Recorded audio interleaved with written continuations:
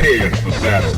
One box could leave you messed up and fractured. Block these uppercuts, they may leave you captured. May the best fighter win and win again.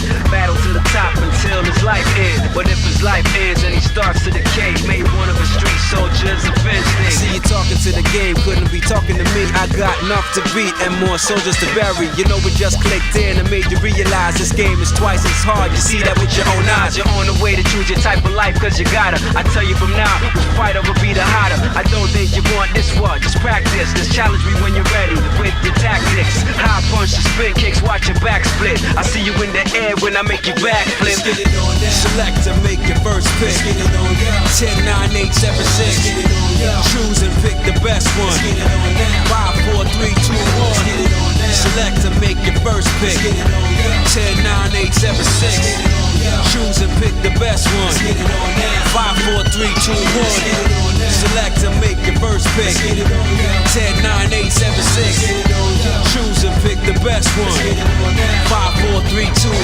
Get it on down. Select to make your first pick. Get it on down. 10, 9, 8, 7, 6. Get it on down. Choose and pick the best one. Get it on down. 5, 4, 3, 2, 1. One box could leave you messed up and fractured. Block these uppercuts, they may leave you captured. May the best fighter win and win again.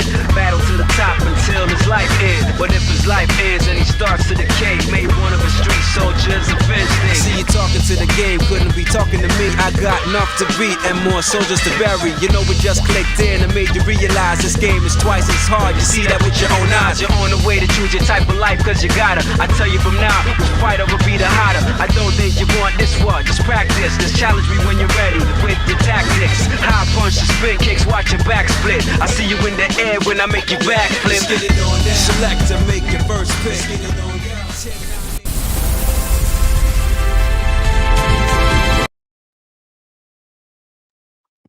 Hey, what is up, internet? It is your boy GQ Asian Dude back with another episode of Gaming Academy.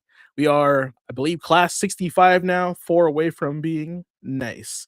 So good to see you guys. If you guys are coming back here every Tuesday, 8 p.m. Pacific Standard Time. If it's your first time here, welcome. Appreciate you as always. You're in for a good treat. If you're here to learn, you're here to apply good things in life with gaming, you came to the right place. But of course, tonight I don't do this,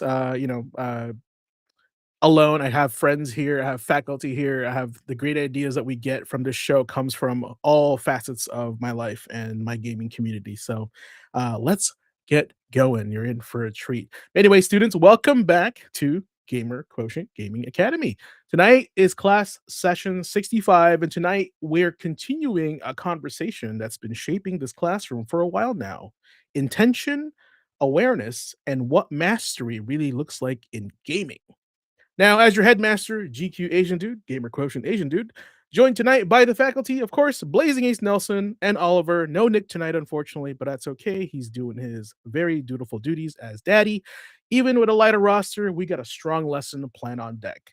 Now, we'll kick things off this week in gaming history with Memory Card Chronicles, as always, covering February 8th through February 14th, revisiting the moments and releases that help shape how we play today. Now, from there, we'll dig into the design philosophy, systems, and the ideas that live beneath the surface of the games we love as well. And of course, when class comes to a close, we'll face tonight's final boss. Mastery isn't about time played. A reminder that growth isn't measured in hours logged, but in understanding earned. Now, before we jump into history books, though, I want to take a moment to talk about why Gamer Quotient exists, the whole thing with GQ, and what is this academy really is here to teach. So, grab your notebooks, grab your controllers, class is in session. I'm going to let the faculty in here with me, and let's rock and roll. Gentlemen, introduce yourselves. Who are you? What are you doing here? Howdy, everybody. I'm sure you all recognize the cap and the hoodie by this point, but for those of you meeting me for the first time, I'm the man they call Blazing Ace Nelson. I am I call myself the shift manager at Brawl Mart, but I am also the, guess you could call me the phys ed instructor, the man that helps you out with the pad work and the lab work with the tech. Oof, that was smooth. So if you want applied knowledge and statistics, look no further. There you go. And I'm the newest member of the roster, I would say. Excuse me. Let me go back. I'm the newest member of the faculty There you go. and instructor at this school. I'm mostly known as being a game historian. I've been gaming for so long. I just came off my 44th birthday back in December, so I can officially say I've been playing video games nonstop for 40 years, and there's a lot of actual nonsense that I know, completely useless knowledge in any other sense except for this one. But if we come up with something, there's usually a nugget or a little piece of information or trivia that I happen to know about it, or just an interesting tidbit. So I always have those in the back pocket, and I love to share them with people. And I also help Ace with the tech sometimes because we have a lot of crossover. In fact, as we go over Memory Card Chronicles, there's going to be a game that's going to come up that's defining between he and I that I've just never talked about. So he's going to hear it for the first time too. Sweet. Can't wait to get there. Sweet. Awesome, guys. Now, ever since last week and the show ended, I was kind of like, you know what? I feel like the audience doesn't know our backstory, or not enough of it. So we're starting an arc here, and we're starting off with Gamer Quotient's mission statement, why we do things the way we do it, and why I built this and brought the best and brightest talent on the internet to come on this show, right? Ultimately, this next slide will basically show you why. So hang tight. Let me get this popped in here. And if you've been wondering why Gamer Quotient exists and what is GQ, I actually had this infographic intended to be posted right around noon today, and for some reason it didn't happen on X. It happened on Facebook, and I was like, wow, I must have been really sleepy because I don't. But I wanted to share this infographic with everybody here on the show and kind of like our audience. What is your GQ, right? What is GQ? So a lot of the times, I think historically GQ has been kind of taken over by Gentleman's Quarterly magazine, right? You got the magazine where you dress up, look sharp in suits. But I wanted to hijack that and use it in the term of IQ, intelligence quotient, but in our case, gamer quotient, right? So it says right here, GQ is a way of understanding how you engage with games, not how good you are at them, right? What does that reflect? How you intentionally play, how well you understand game systems, and the guys on this faculty right now know game systems.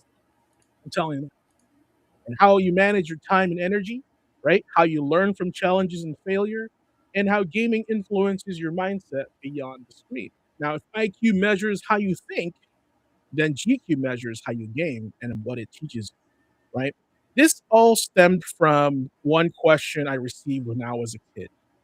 Video games are a waste of your time. Why are you playing them? Right? And I took that personally. Deeply so. Three of us.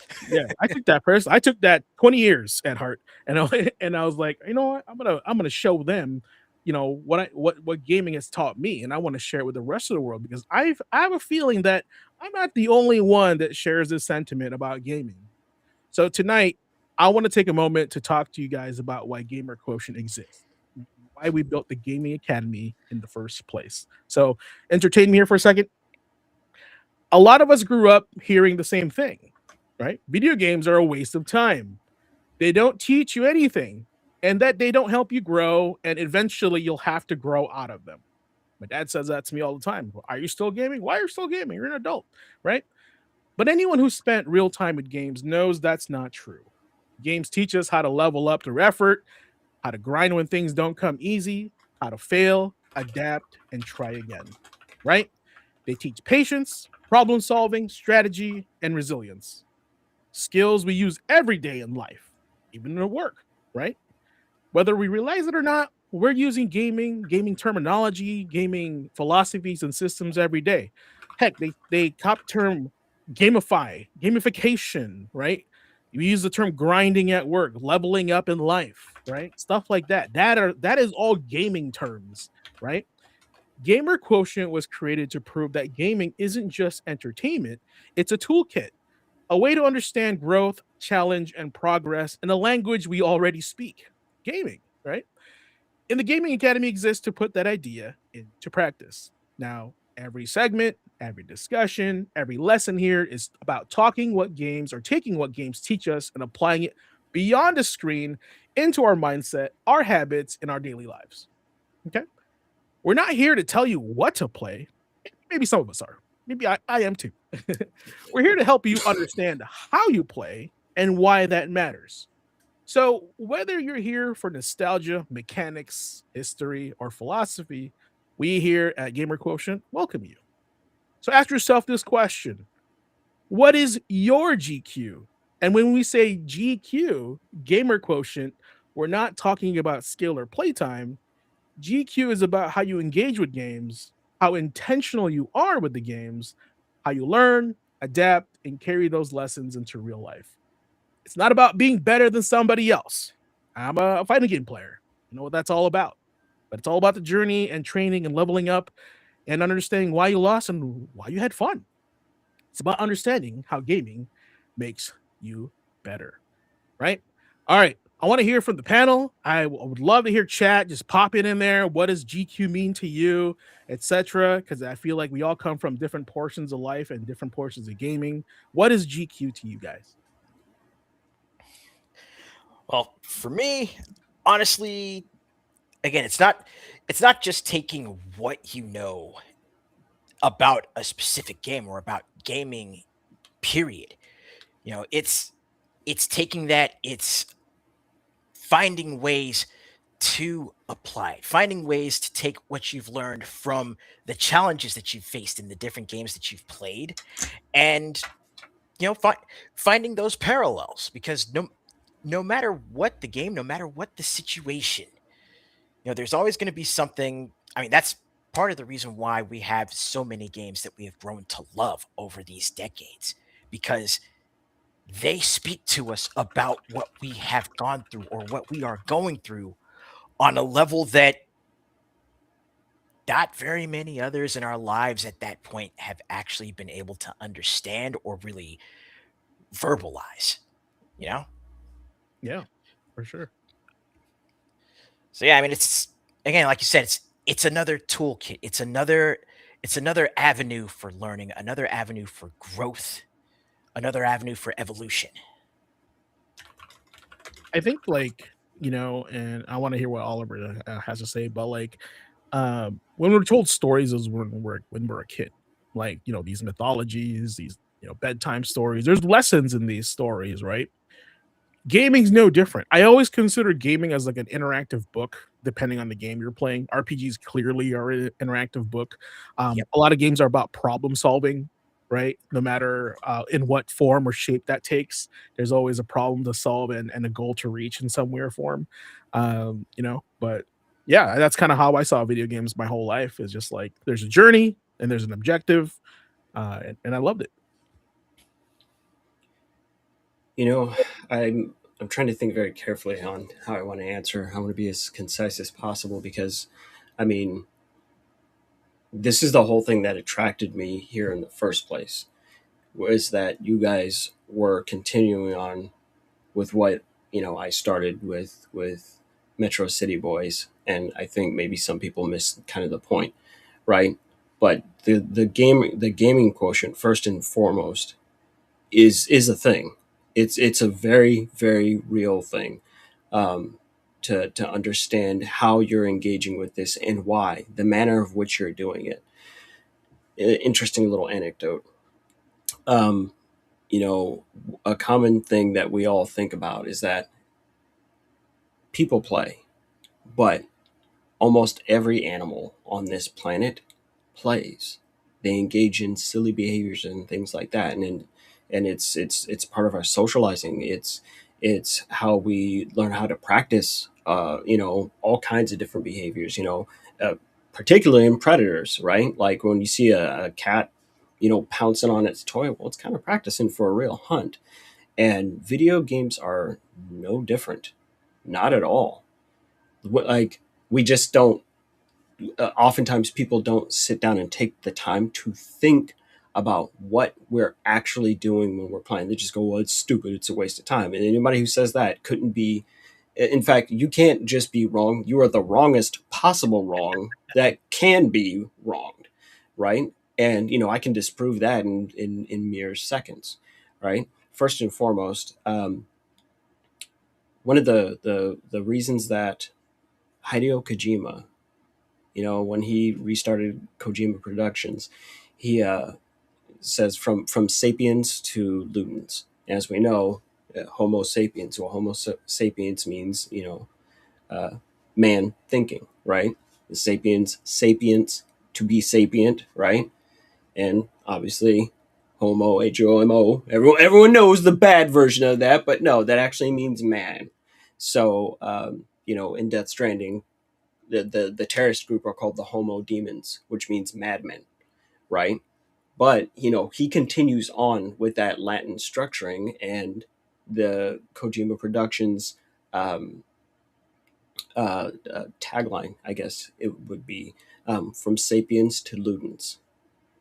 And ludens is playing, man playing, right? He knows that we need to think and that we need to imagine and we need to play pretend, even when we're grown people, right?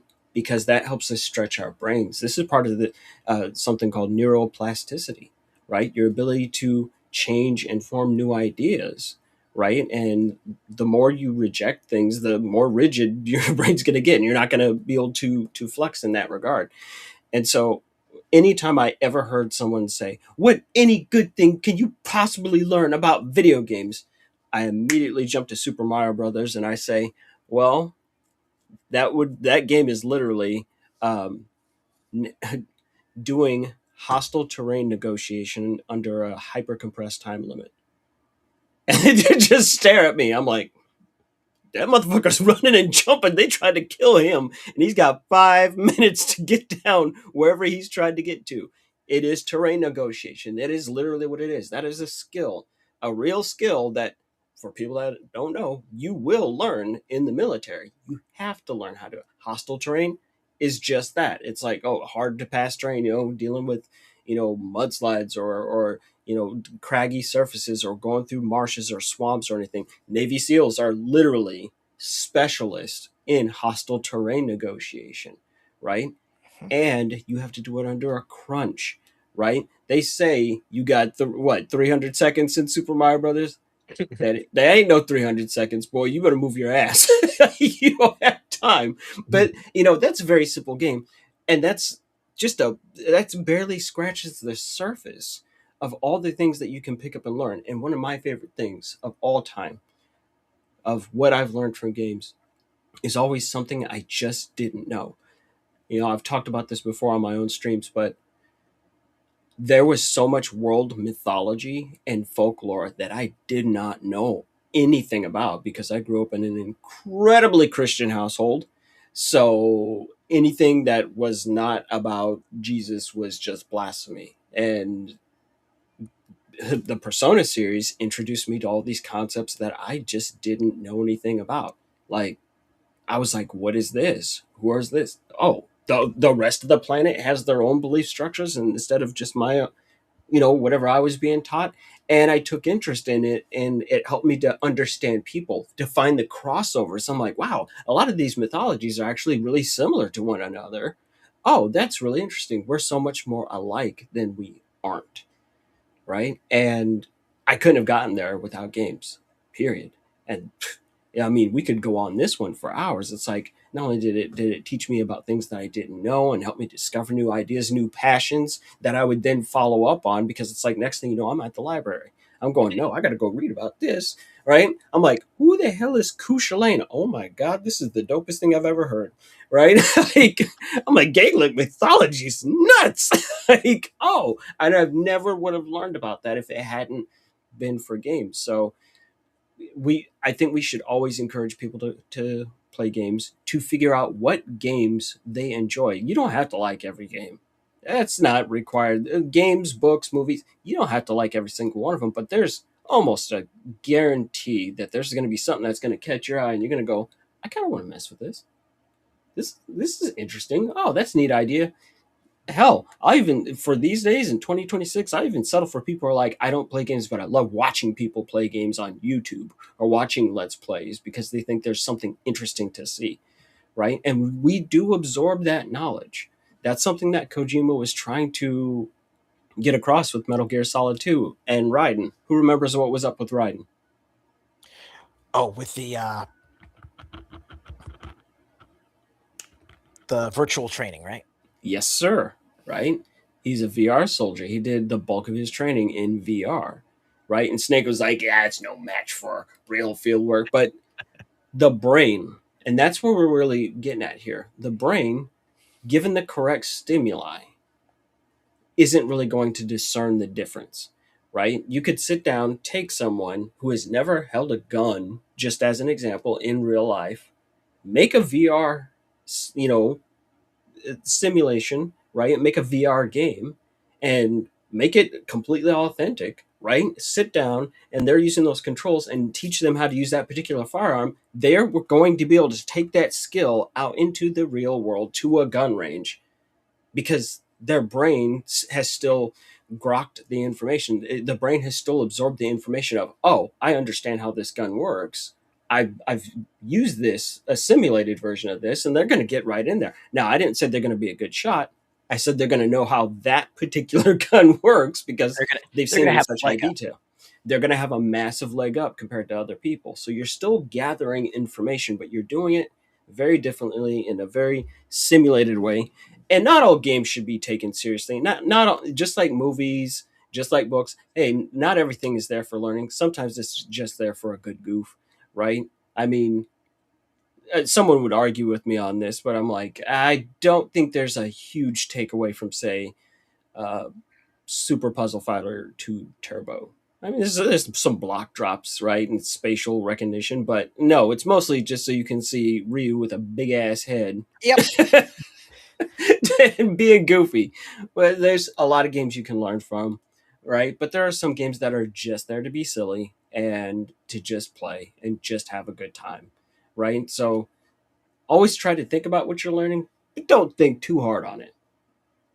There you go, guys. I'm telling you, this whole idea of gaming and taking lessons and from gaming and what it's taught us. Everybody would have their own lesson on this. Everybody can share something that they learned, with gaming and how they play, what they play, and how that makes their life enhances their life and enriches their life in a certain way. So it's amazing. So welcome to Gamer Quotient, guys. Let's get Gaming Academy going, and I'm ready to remember some of my favorite games back in the day because I'm a fossil. Let's get to a memory card chronicles. All right, here we go.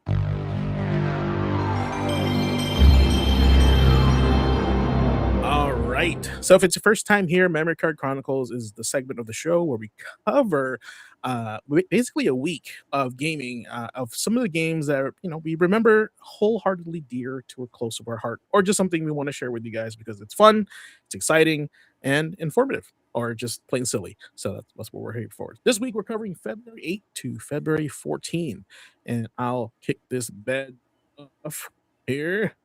All right. And actually this is a good one to start with because I believe tonight launches the first campaign into the invasion of Cyberstan, which is the number one planet against the automatons, Helldivers 2.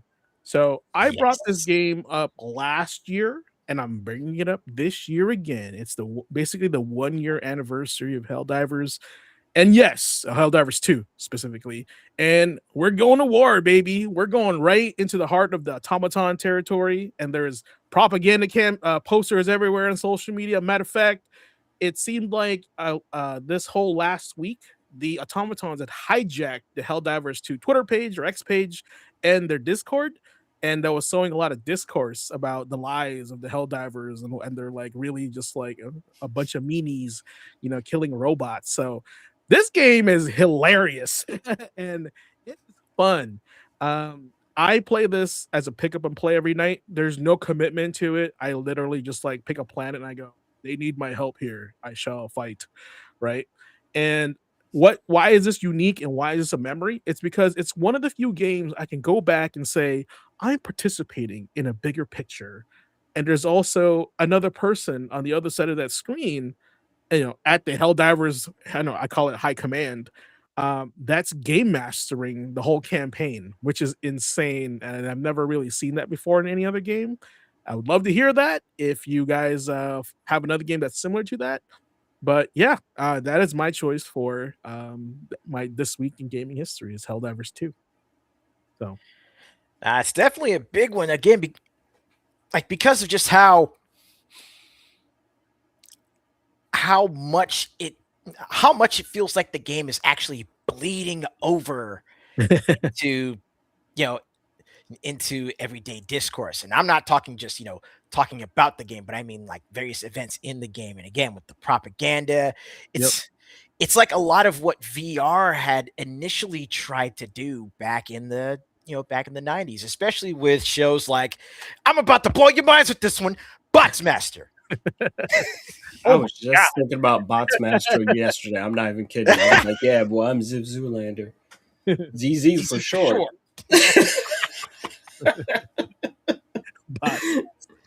Laser time, boys. Let's go. Yeah. Get the 3D shades out. Yes, sir. And the community response to this game is also amazing. Like, I spent the last couple days going back into going into like YouTube and watching people's creations on content on Helldivers, and man, there are like 30-second to a minute like news reports on like today on the Helldivers made it to Planet Escalon, and I was like, wow, this is amazing. Like, there's news broadcasts about their progress in the game. It's that unexpected level of immersion. Yes, and they're not apologetic about it. They're like going all in on it. I think it's so cool that like these guys are passionate about the game they're making. Right now, there's like almost 300,000 Helldivers on Planet Cyberstan, right? Trying to crush the offensive on it. And I found out there's little factions of Helldivers that are like we guard this planet specifically, and they're like joining dude, it's insane. Like, wow. Yeah, they bear a certain standard, so when you're playing with them, like, you'll know they're from that, like, that unit or whatever. These guys are all about this game. I love the hype behind this game. And it's been a year. Committed. Yeah, fully committed. I think this was rated number 9 on Steam, like during the Super Bowl, right? And I was like, wow, I would not expect Helldivers 2 to be number 9 on Steam like a year later. That's crazy to me. So yeah, check that out, guys. If it's your thing, it's a third-person shooter, extraction shooter, arguably, right?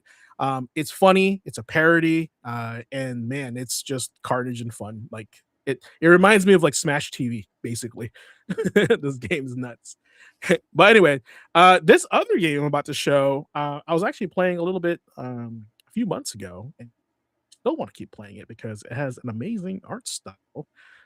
And it's one of my favorite genres. Dragon's Crown Pro is Oliver's choice for today. Yes, indeed. Absalom came out, and that was Ace and a couple other people got me onto that, and that's amazing. But Dragon's Crown is the GOAT. Yep. That's it. I've not played a better brawler than Dragon's Crown, hands down. And Dragon's Crown was just incredible when it dropped. Like, let's put it this way. Dragon's Crown initially came out in 2013. Okay? But this was a cross-platform release, so it came out on the PS3, and it came out on the Vita, and they were cross-play with one another, right? Completely. So you could just get in there, your saves would transfer between systems. The only thing that was holding Dragon's Crown down, frankly, was its hardware, right?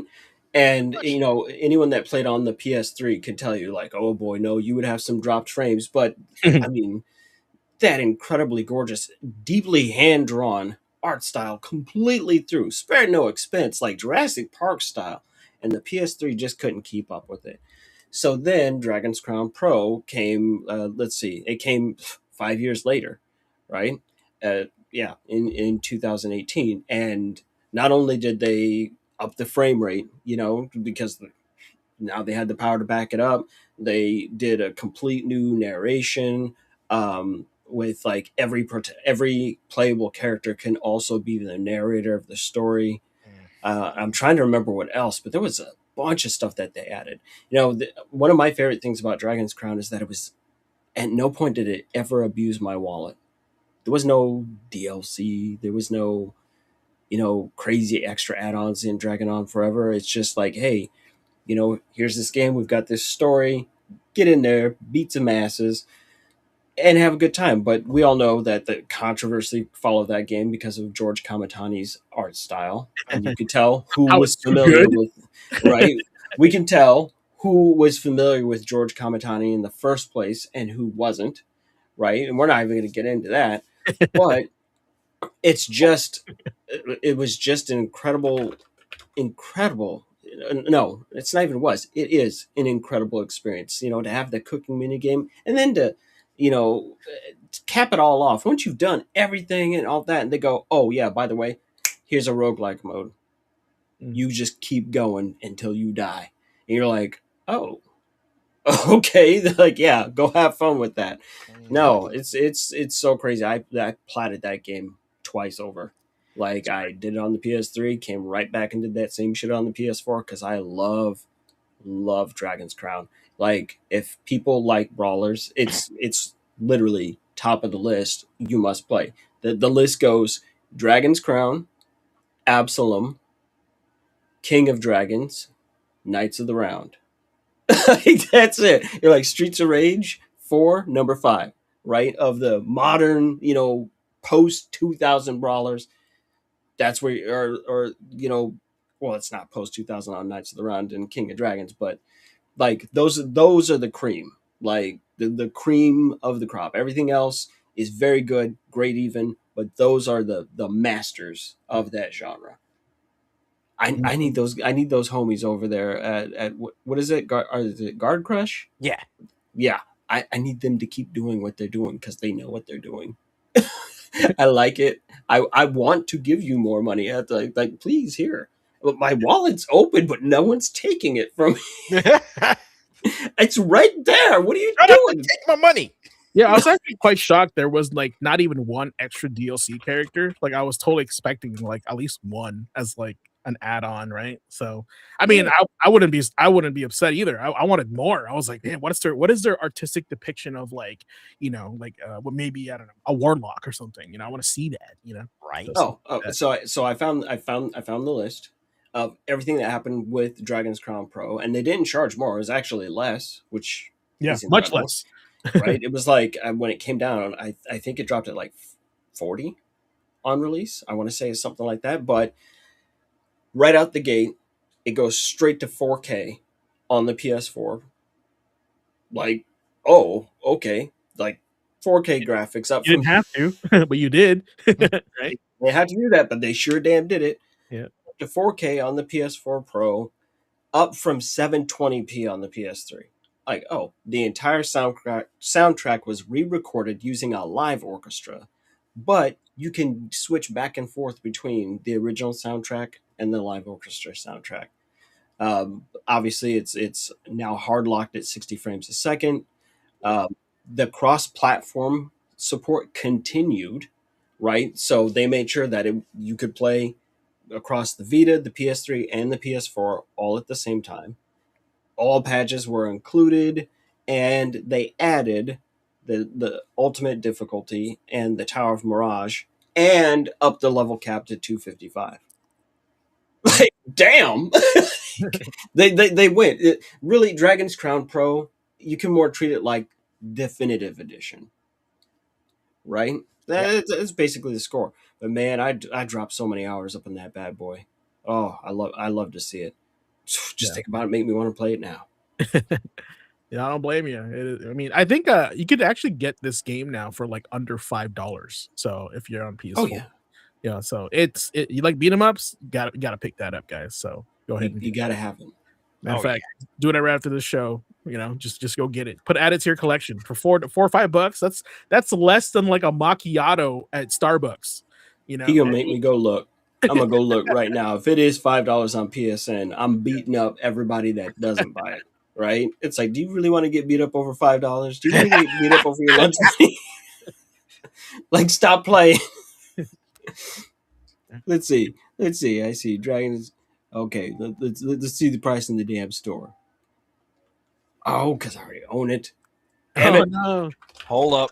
Let me see if I can bro. pull it up Yeah, pop it on there.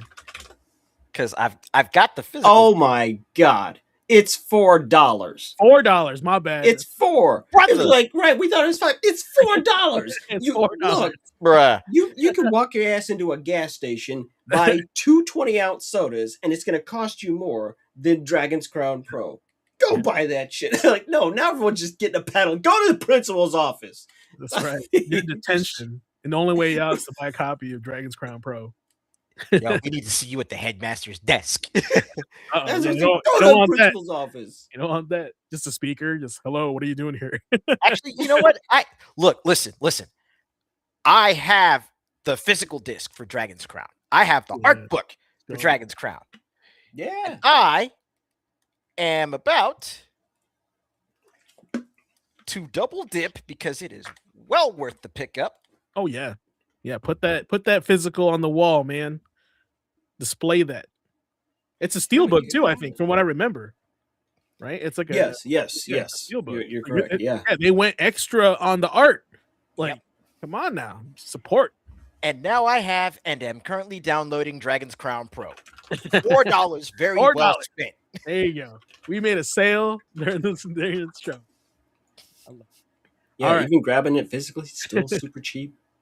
Like you're not going to pay more than 30 for it. Yeah, and it's collector's item. It's like it's very unique. You know, like I would just keep it. Like just hold on to it. You know. Just be And that's actually going to bring us to the 9th here on February, the next day, because Ace, I don't know if you've played this, but if you haven't, I think you do, because Arslan, the Warriors of Legend, is a Muso game. Have you played this game yet? That, believe it or not, I have not played every Muso game that's out there. all right. I haven't. I played don't Band believe of it. the Hawk. It's Like I haven't played Band of the Hawk, Really? and I haven't played Arslan. a good one. Arslan is awesome. This one actually is a remake of the 80s version of the anime. This is the same artist as Full Metal Alchemist, as you can tell. But the original one, I'm trying to find a picture of it from the 80s, and it looks like almost like Nomura art from that series, because the 80s anime art is beautiful, right? So let me show you what it looked like back then. See if I can put it on the screen here. So that's what Arslan looked like back in the day, right? So that's the art style. Very 80s, very like 90s era, and then they remade it for to match its time. But it's basically a series about like Middle Eastern warfare, right? And this guy right here is basically like the Lu Bu of the show, and he's like the greatest warrior of the land on that time. And my pick on this one, I'll show you the gameplay here. It's actually a relatively solid game. It's got cell shading, as the art style, just kind of like the Band of the Hawk kind of stuff like that. Pretty smooth gameplay. They use a lot of tactics during that. And why I chose this one is because it was like, as a Muso fan like yourself, I thought this was one of more unique ones that were out there, because there's a lot of them right out there, right? And the variety of characters are also prevalent in the game, like fighting styles. So I'm surprised you haven't played the Berserk one, because the Berserk one's really good also.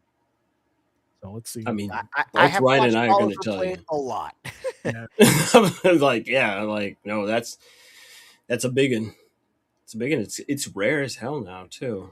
But Apparently, honestly, like seeing more of the gameplay for Arslan, it actually just kind of makes me wish that Koei Tecmo would pick up Full Metal Alchemist and make a true Muso out of that. Do we really need a Muso for Full Metal? Come on, dog.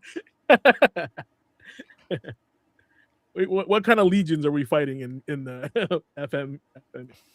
Well, I mean, there were a couple of Full Metal Alchemist games on the PS2 that were actually not too bad. Yeah, they were like beat up. They were like Chaos Legion levels, I think. Mhm. So yeah, it looked really smooth for what it was. It's definitely it definitely felt like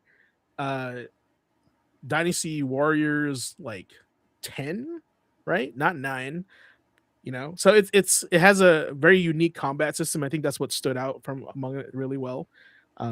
yeah, I highly recommend that for those that are looking for a Muso game that's out of like the usual norm of Muso. So check it out, Arslan, the Warriors of Legend. I think this one's also kind of rare, so make sure that it's available for you guys to pick up, at least physically for me. Mm-hmm. All right, Ace. So yours is the next one. I feel like you did this one last year, but you didn't really go into it. I'm curious what you have to say about it this time. I don't remember if I did this one last year, but I do know that every time this game actually comes up, it honestly talking about it just makes me want to, pull up either an emulator or see if I could find a GBA and a physical copy of the game so I could sit down and play through it, because Metroid Zero Mission, like this game was like I played the original Metroid. I played Metroid 2, Return of Samus, absolutely loved that sucker on the Game Boy. Mm-hmm. Super Metroid, aka Metroid 3, still my favorite in the series. But then seeing what they did with how they remade the first game in Zero Mission, and literally taking what they had learned and what they had implemented in Super Metroid. Hold on. Sorry to interrupt you. Is Samus heterochromatic? Like heterochromia? Does she have that? Is one eye green? That's just the visor. Okay, I'm just making sure. Did I miss this detail this whole time? Sorry. Oh, no. that would have been wild for everyone to find out. Like, I was today years old. He's talking about Zero Mission and found out Samus. Right? But still, just, for the folks that actually missed the first Metroid on the NES, but, came up around the time where they could get a Game Boy Advance and sit down and start playing stuff. And for those that picked up Zero Mission, having it be their first exposure to the series, I can't really think of a better start to actually experiencing Metroid, because again, it's a solid retelling of the first game, and it's got all of the quality of life features and a lot of the modern conveniences that were implemented and perfected in Super Metroid. It's one of the times where I would strongly recommend that someone just play the remake over the original. Mm-hmm. Like, to, help get past those frustration points and have a better sense of direction. It's kind of like, there was another game that's like that, where I'm like, no, actually, you can just play this. And, you can treat it like Resident Evil 4. Like, the Resident Evil 4 remake, I mean, it's like, that's basically Resident Evil 4. It's like, there's a handful of minor differences, but for the core, the bulk experience, right? And them just coming through and polishing and cleaning that up. I mean, look, I'm going to be real with you. I would love to see every Metroid just catch a full-on consistent remake, like they're doing with Resident Evil. That would be stellar. That would be just absolutely wild. Just let one team have it. Like all the 2D platform ones. Prime it's its own thing, right? Let them homies cook. They cooked, so let them have it. But let Retro cook with Prime. But for the core games, for the 5 core games, right? Let's see those get remade. I mean, hell, we've got AM2R out there in the ether still. They'll buy them. Like, people will buy them. It's not a case of we're like, oh, no, nobody want no Metroid game. Every time Metroid comes out, people want Metroid. They like Metroid, mostly due to that scarcity. You don't get a Metroid game very often, right? So it's like, I think Nintendo's the only one that doesn't like Metroid. They keep like not listening. Oh no, they like Metroid. They fucking hate Kid Icarus. Yeah. Oh my god. Now we can take this. See, this is where I got eyes on the inside. Kid Icarus, you don't get a Kid Icarus game. I said we need to go back to the time when Nintendo hated kids. You see how that folds in? They don't like that guy. No, the last time we saw his ass was what, on the 3DS? Uprising? With Uprising. And we ain't heard shit from him since, man. They took that kid and put him in detention. We heard more from Kid Icarus than we did from F-Zero. Well, the thing with F-Zero is they don't want to cannibalize Mario Kart. That's like one of the things I read. Like, there's no chance like it has against Mario Kart.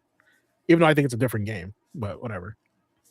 Right, Um, and maybe that's what was going on with Kid Icarus. Maybe it's too similar in overall structure to Metroid, or at Star least. Fox, whatever, right? Right, but I think man, Kid Icarus would have been a great Wii game, right? With the Wiimote stuff. Like, why hey, not? it worked. Right? Or I think coming back, like now that the indie scene is like big, like I can see Kid Icarus being like a cool like Hades kind of game. That'd be kind of sweet. Oh, Right? All right, I'll stop. All right, the Yeah, next game here is from Oliver. He talked about the other Gravity Rush, but this is the OG Gravity Rush. yes, yes. We talked about just coincidentally last week. We were talking about Gravity Rush 2, and I'm pretty sure this was just a straight up launch title for the Vita. Um, Again, there are games that I'm trying to think about how to say this. The launch window of new hardware is always like the most interesting time in the world because, more often than not, developers are going to sit down and they're going to try to utilize every feature possible in right to really showcase it. They're going to experiment. It's brand new. So, I mean, quite literally, you need to innovate with new hardware, especially if it has any kind of particular different features. And I remember sitting down, I had my Vita for the first time. I was like, let's find out what this score is with Gravity Rush. And the mere fact that just sitting in my chair and turning the camera was changing the point of view in the game. I was like, oh, you guys actually took a camera on a handheld and made it useful, and and using the gyroscope controls and all that stuff to actually control how Cat gets around. Is it necessary to play Gravity Rush? Absolutely not, right? Or else we wouldn't be able to play it on the PS4, right? But it was a really cool idea. It's really really really fun. It's Gravity Rush is one of those games that comes along that makes you remember that not all game developers are money chasing bureaucrats. There are people who just still have a wild imagination and they have an opportunity to just let it get out there and cook and have fun. And Gravity Rush is beautiful. It's silly. It doesn't take itself too seriously. It's got one of the best soundtracks I've ever heard. Right? Gravity Rush made such an impact on me that when my wife was pregnant and she had the little headphones taped to her belly so that he could listen to music.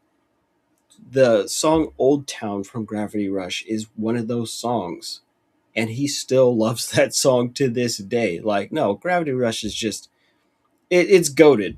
It was doing its own thing in a time when everything was gray. Everything was gray and everything was hyper violent, and they were like, yo, what if we made a game where a bitch would just go upside down for no reason? It's like, what do you mean? He's like, no, just that'd be cool. What if you were just flip the local gravity completely? It's like, okay, that's a big brain time. And then they made it work. It actually works. It's not like, okay, well, this is a deeply flawed concept. No, it's a perfect execution on that idea. Yeah, Right. it's super cool. It's funny because like I'm watching this, and I'm like, oh, kind of reminds me of Super Monkey Ball in a certain way, but not really, right? Right? Still Not different. perfect game, but perfect execution of their idea. Yeah. Right? At any time, Cat can just go bloop, and just reverse local gravity and, hijinks ensue. Right? If you want to run on the side of a wall, you just do it. You're just like, oh, why would I play Spider-Man when I'm doing this? And and my favorite thing about Cat and Gravity Rush, it's like, oh yeah, she's a cute anime girl. Oh no, she's a bum. She lives like in a fucking sewer drain.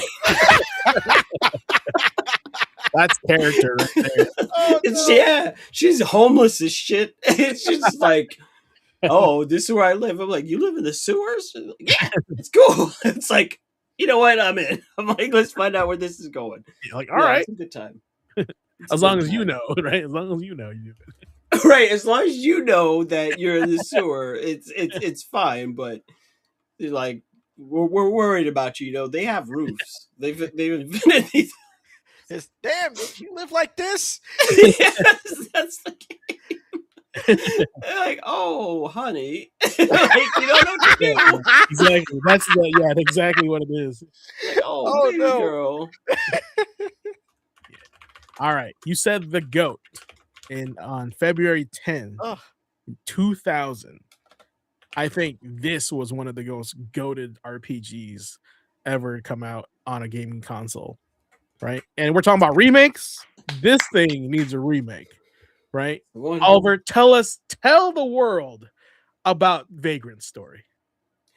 Vagrant Story showed me that Square could make a game that was not corny and not be horror and still be scary. There are so many things that I can tell you about Vagrant Story.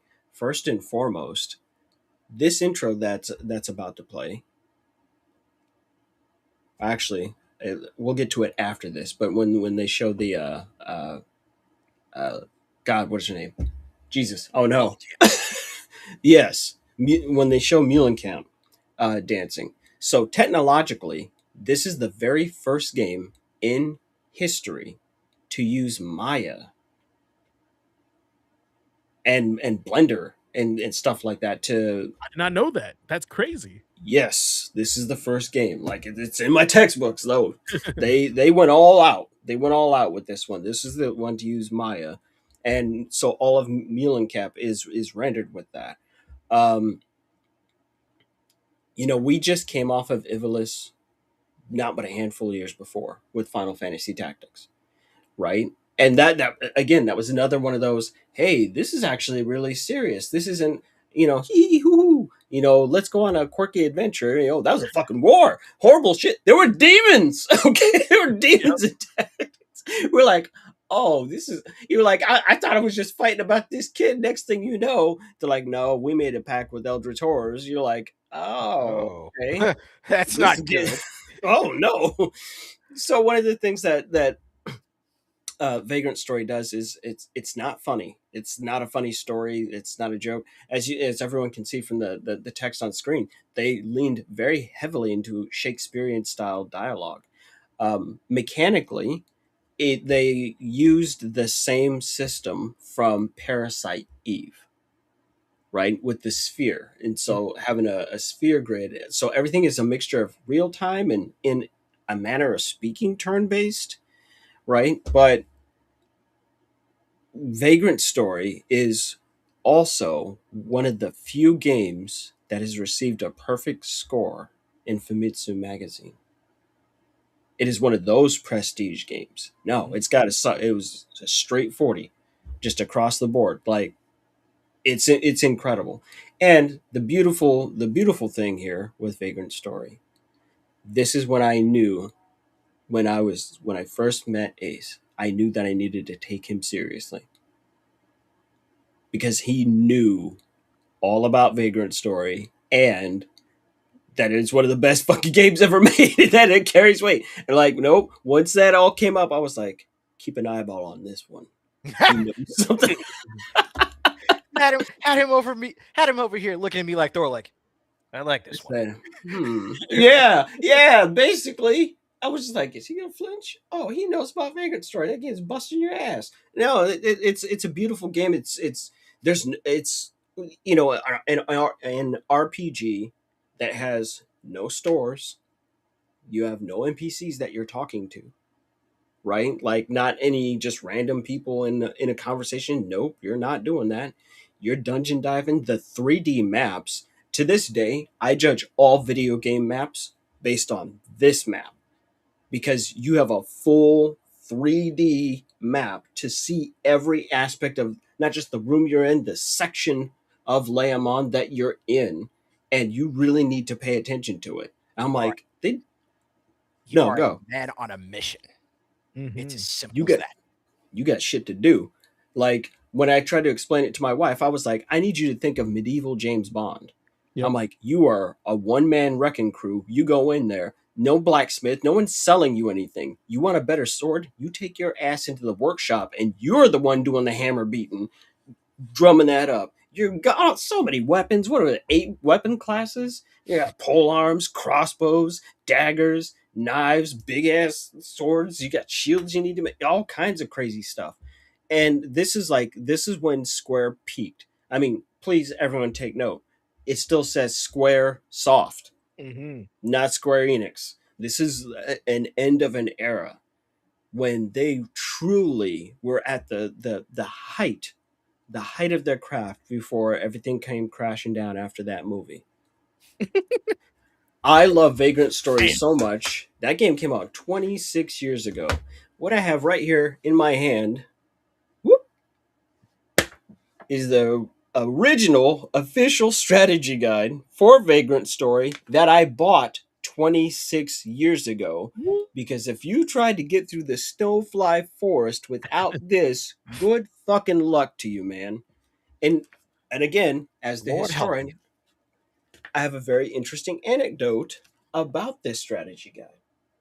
So this strat guide is written by Dan Burlew. He is so dedicated to this that he actually went through. If you go look up his site, he was like, I actually have some errors in here, because he goes back and he replays the game. He just goes back and does it anyway. He's like, this is outdated. Here's a couple of updates that I've done. He's redrawn maps of the Snowfly Forest, just put up on his site for free to make sure that people can get through there. Well, so all these years later, he's still on it, right? And as an Ivalice game, it set the tone. Because then 6 years later we're gonna get Final Fantasy 12, and that is also not silly. It's also very serious. People have fallen in love with the Ivalice mythos, like branch off of Final Fantasy, because they really get into some stuff, and they're always so dramatically different from each other that they shine, they sparkle.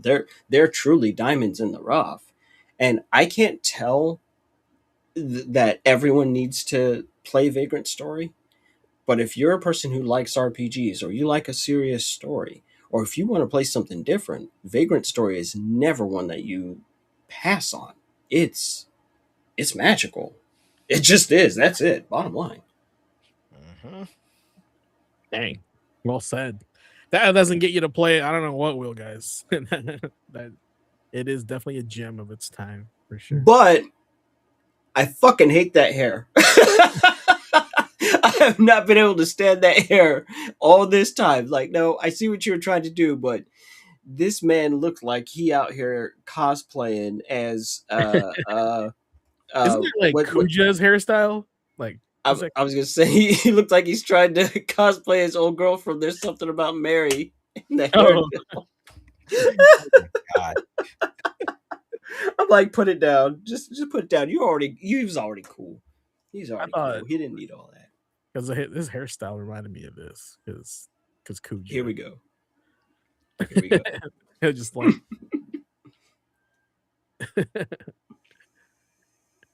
All right. Next one here, guys. We're not going to go too far away from SquareSoft. So in 2011, another bad boy had released. What year was this, Ace? Oh, 1999. Yep. So just a year before Vagrant Story. Yep. I see a pattern here. Still on Vagrant Story. Man, listen, February 10th and February 11th. Those were the two consecutive days that SquareSoft was absolutely they were on their shit. Mm-hmm.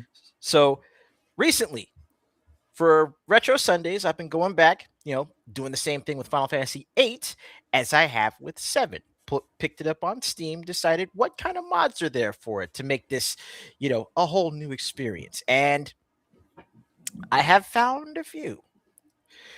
But Final Fantasy VIII was much like Final Fantasy VII had really, changed the tone that was set by the previous games. 8 further changed the tone even from what was initially established in 7, with the more future punk aesthetic, right? Now, there's a lot of other reasons that Final Fantasy VIII was controversial for sure. Like, a combat system where you're actually lacking magic points and instead you literally robbed your enemies blind of the magic that you needed to cast. And you could either stockpile it to, hook it up to your stats for increases, or you could literally, in a way, you were literally taking someone's arm and beating them with it, but magic instead. Of course, there's also a lot of controversy, a lot of division as far as the characterizations, but Final Fantasy VIII is definitely another one of those games where you can go back, you can sit down and play it, and revisiting it as an older person, it does hit different compared to, the first time you're playing it, especially if, like much of us that did play it on release, we were also in or approaching that awkward teenager phase that your main cast is going through. Outside of other things that even though it's like, 25, 26 years on, something like that, I'm not trying to spoil it. It's definitely one of those where you can sit down, play it, and if you're a fan of Final Fantasy, you will still be able to find something where you can have fun with it. And of course, it established that gunblades are cool. Do you But- remember what the game was about? What the design principle that they said? What kind of story were they trying to tell? I think this was one where they actually were trying to tell a love story. He nailed it, folks. That's exactly was the exact design ethos behind Final Fantasy VIII. It was a story about love, all kinds of love, the love of your friends, romantic love, the love between parents and their children, love lost, love found, all that stuff. And Final Fantasy VIII is, I don't care what anyone says, they're never going to get me to dislike it. This is just for the people that aren't familiar with me. They don't know. But like I said, I've been gaming since I was 4 years old, right? I've been going for 40 years. Well, that same year, I had, at 4, I had an incredibly, incredibly terrible accident, right? And I fell off of a porch and I was impaled through the face. And if you're not looking now, it's been long enough. Now, if you're not looking, you might just notice it's a shadow. No, I have that scar, the very scar that Seifer and Squall have. I do have that scar across my face, and I was self-conscious about it, basically from that moment forward. And I got picked on and bullied over it, and all kinds of other stuff. And I wasn't able to start getting over it until Final Fantasy VIII happened, because a game said, no, that's cool. Yeah. That scar is cool. That's a mark of not something bad that happened to me. No, that's something I survived. It didn't kill me. And I didn't lose my eye. I mean, that it was that close. I'd be sitting here, a one-eyed idiot, talking to you. But no, it's quite literally right across here. In fact, by all means, if you want to pull that up closer so that they can see that. Oh, it's laggy. Ugh. Get you in there. No, I quite literally have that scar on my face, so it definitely hit close to home. I was like, oh, this is a story for me. So the universe is talking to me, so I need to listen. Also, random fact: Seifer and I have the same birthday. Oh, And I was the same age when it came out, so I was like, wait, you just put out a game with a character with the same birthday. I'm the same age, and they have the same scar across the face. I'm like, I really need to pay attention to what's happening here. Mhm. And then, the big joke is I ran off and married Renoa. At the end.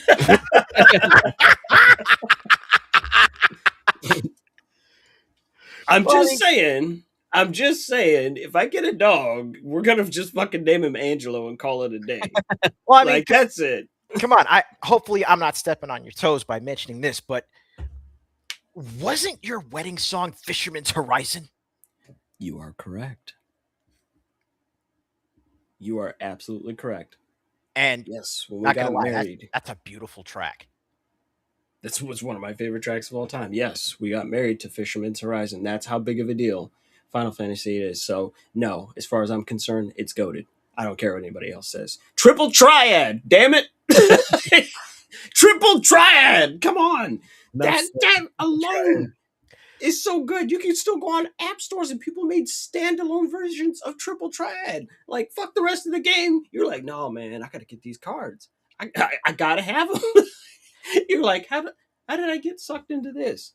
You know, and of course, before we move on to the next game, Final Fantasy VIII was one of those games that had Pocket Station compatibility, but it never got released here, right? Like the Pocket Station stayed in Japan. It's not like you can just order one, but it's really interesting that they have this whole section in the manual for Final Fantasy VIII dedicated to the Pocket Station when we could never fucking buy one in the first place. Like it's fully localized and explaining, oh, you take Chocobo on a walk and all that fun shit, right? But no, it just didn't come out here, so we missed out on a lot of those features. It's a weird thing. It was a weird time. Right.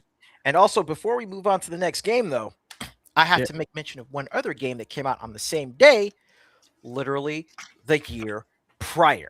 And this is one that I did actually speak about a year prior. That being the game that I consider goated and no one can make me hate, There you go. Xenogears. Always loved that game. Dude. I literally, with the exception of myself, right, and anyone that plays Xenogears is a diehard Xenogears fan. Yeah. I don't understand why, but like, no, people swear on it. And here's the most consistent thing. Everyone's like, that game is great. They really fucked up at the end. Like, Yep. it's just turned into, oh, and here's some paragraphs. Real quick, it's like, oh, you just rushed right through that, huh? Like, I don't know. You could tell them. That's just the things consistently. Everyone's like, the game is great. That end was weird as shit. Why didn't they follow it up with a proper sequel? And where's my HD remake? Yep. That's it every time. Every time. Yeah, it's weird because like the Xeno series has been kind of hijacked by Nintendo now, right? Because a lot of the developers from Xenogears had, when they went on to form Monolith Soft, Yeah, Nintendo pretty much scooped them up. yeah. I do have a question. Is this actually tangibly tied into Xenosaga? I think I read somewhere it takes place like Xenosaga is like thousands of years in the future, right? Xenosaga. So Xenogears was meant to be a part of a 6-part series. There you go, folks. Why they started with part 5, I have no clue. Just throw you right in there. Are you serious? Xenogears is part 5 of 6? Dead series. That's weird. Yeah, they were like, you only have one budget for one game. They threw a dart at a board, and they were like, 5 it is.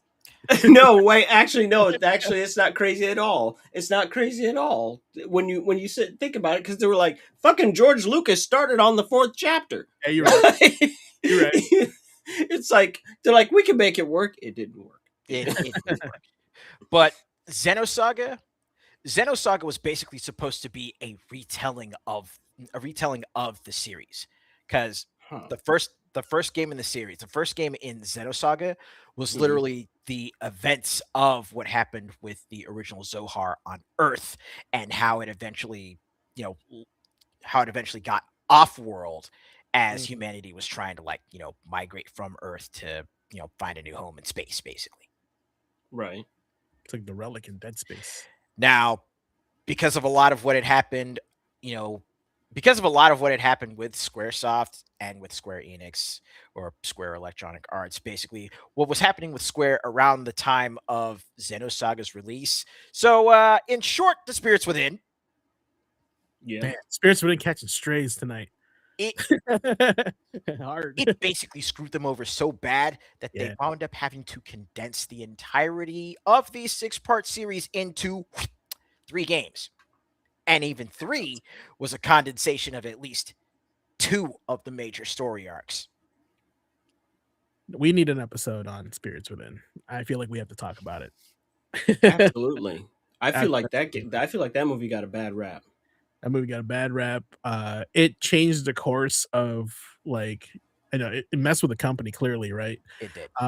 At the same time, it like what is branding and how important that is when you think of a name and you're like your expectation of it, Yep. right?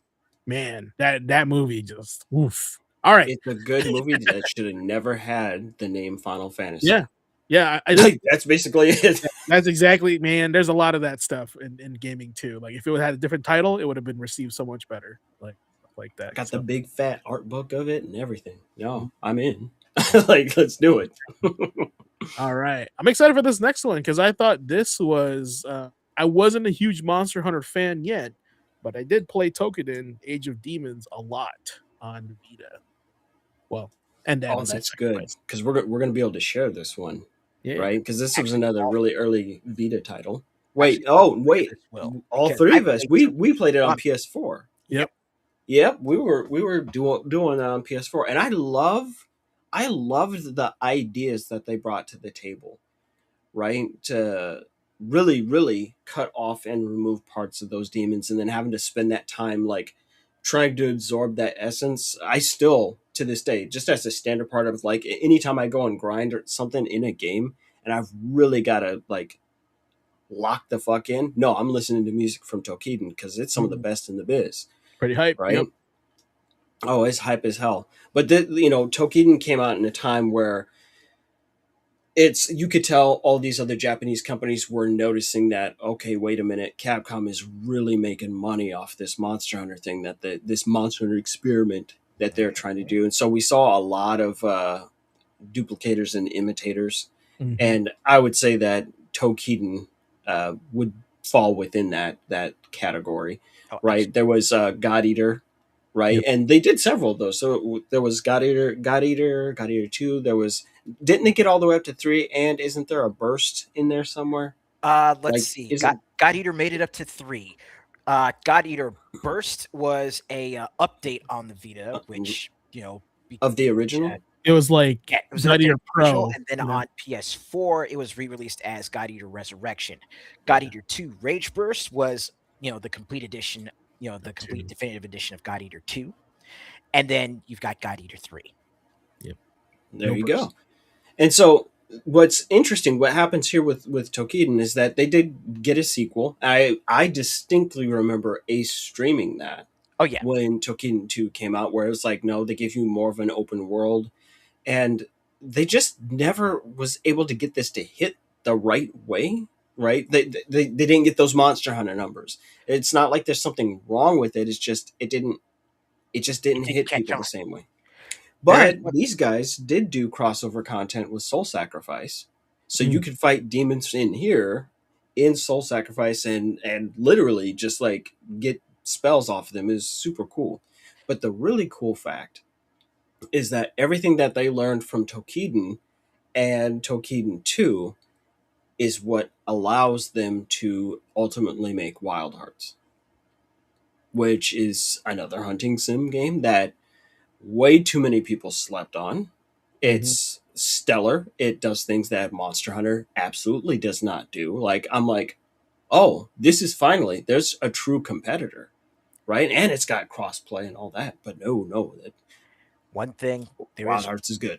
there is one thing that I have to say that Tokiden, so far as I've seen, has done better than any other monster hunting title out there. Let me And guess. I am still upset that Freedom Wars isn't allowing us to do it. Let me guess. It was the way that we interact physically with the demons. No. Shoot. Fist weapons. Yeah, throwing hands. Like, why? Equal lefts and rights. Like, why aren't you letting us use them? Exactly. You know what? I'm going to double down on what Ace is saying. Here's a raw fact. These are man's first weapon. Yeah. You were born with these. You could take your ass all the way back to Fred Flintstone era. Somebody was getting their ass whooped in that quarry. Somebody was getting rocked up in Bedrock. Okay, somebody was throwing hands right up underneath the ribs. Right? Imagine, see, like if Fred Flintstone's car breaks down, how he get it started again? Hmm? I know his feet are the engine, but let's not worry about that right now. I'm saying he's gonna have to bash something, right? No, it's a weapon that's And always listen, overlooked. remember how you talk about how all implements of war come from throwing rocks? There you go, throwing Well, hands. well, throwing rocks, that right there is long range punching. Yes, it's true. Like, what is it? It's a blunt object. You're like, what if I could just take that off and just hit the guy with the, like, wait a minute, that hard ass rock. Extension No, of your arm, technically. Yeah. you're doing one of those numbers. No. So Tokitan is not great. Tokitan is good, but it laid the groundwork for something better, and I'm glad that they didn't give up. Yeah. Like more than anything else. Also, I like the Japanese demon mythology, like that kind Yeah. of like aesthetic they use, right? I think that what's really saved them to make it really different from Monster Hunter. Yep. So, and it's a good one. I think my issue with W Force is typecasted as a Dynasty Warriors creator game, right? So when you see W Force, you're like, oh, well, not another one of these. I'm just gonna mash the whole game, right? So it's like they got that going on against them, right? First of all, but the ones that know, if I don't think during this time creators had such weight in their voices yet, right? This was what, 2014. I'm sure Mhm. I'm sure there was, but like I feel like now influencers are just like really, really influencing other gamers to try other stuff. There could be a resurgence since Monster Hunter, Wilds is like, picking up steam, and if they want other options, like people can go back to this because Kiwami is a thing, right? So Yep. check that out, guys, if you guys can. So Yep. Yep. fantastic. Kiwami's a thing, and Wild Hearts did get Wild Hearts, yep, that too. it caught a re-release on the Yep. Switch too, as Wild Yeah, Hearts it did, S. that's I right. tried it. I didn't think they were going to be able to pull it off, but no, they sure did. Yeah, It works. It's great. it's pretty decent. Like it's the only thing weird about it is like it's like published by EA, which is like the most random thing ever for a W Force game. But Yep. hey, man, if they're gonna make a game, that's I'd rather have it made, right? Right. Than not make it made. All right. Oddly enough, February 12th, nobody had a pick, so maybe Nick had one, but we won't find out till maybe next week on Dragon Ball Z. But 213 Ace also has another one from the good old boys at Warriors. Ha! And I think he learned about this game on a shadow drop. He was like, "What? I love Yeah. Hades. I like Muso. What's up with Warriors Abyss?" Bruh. when this thing dropped last year, it fucking blindsided me. Because I forget whether it was a state of play or what it was. It was some event. I think it was a state of play. Yeah, it Or was like a state of play. summer thing. One of those things. Like it was like State of Play or Summer Games Fest, one of those Yeah, two. one of But those.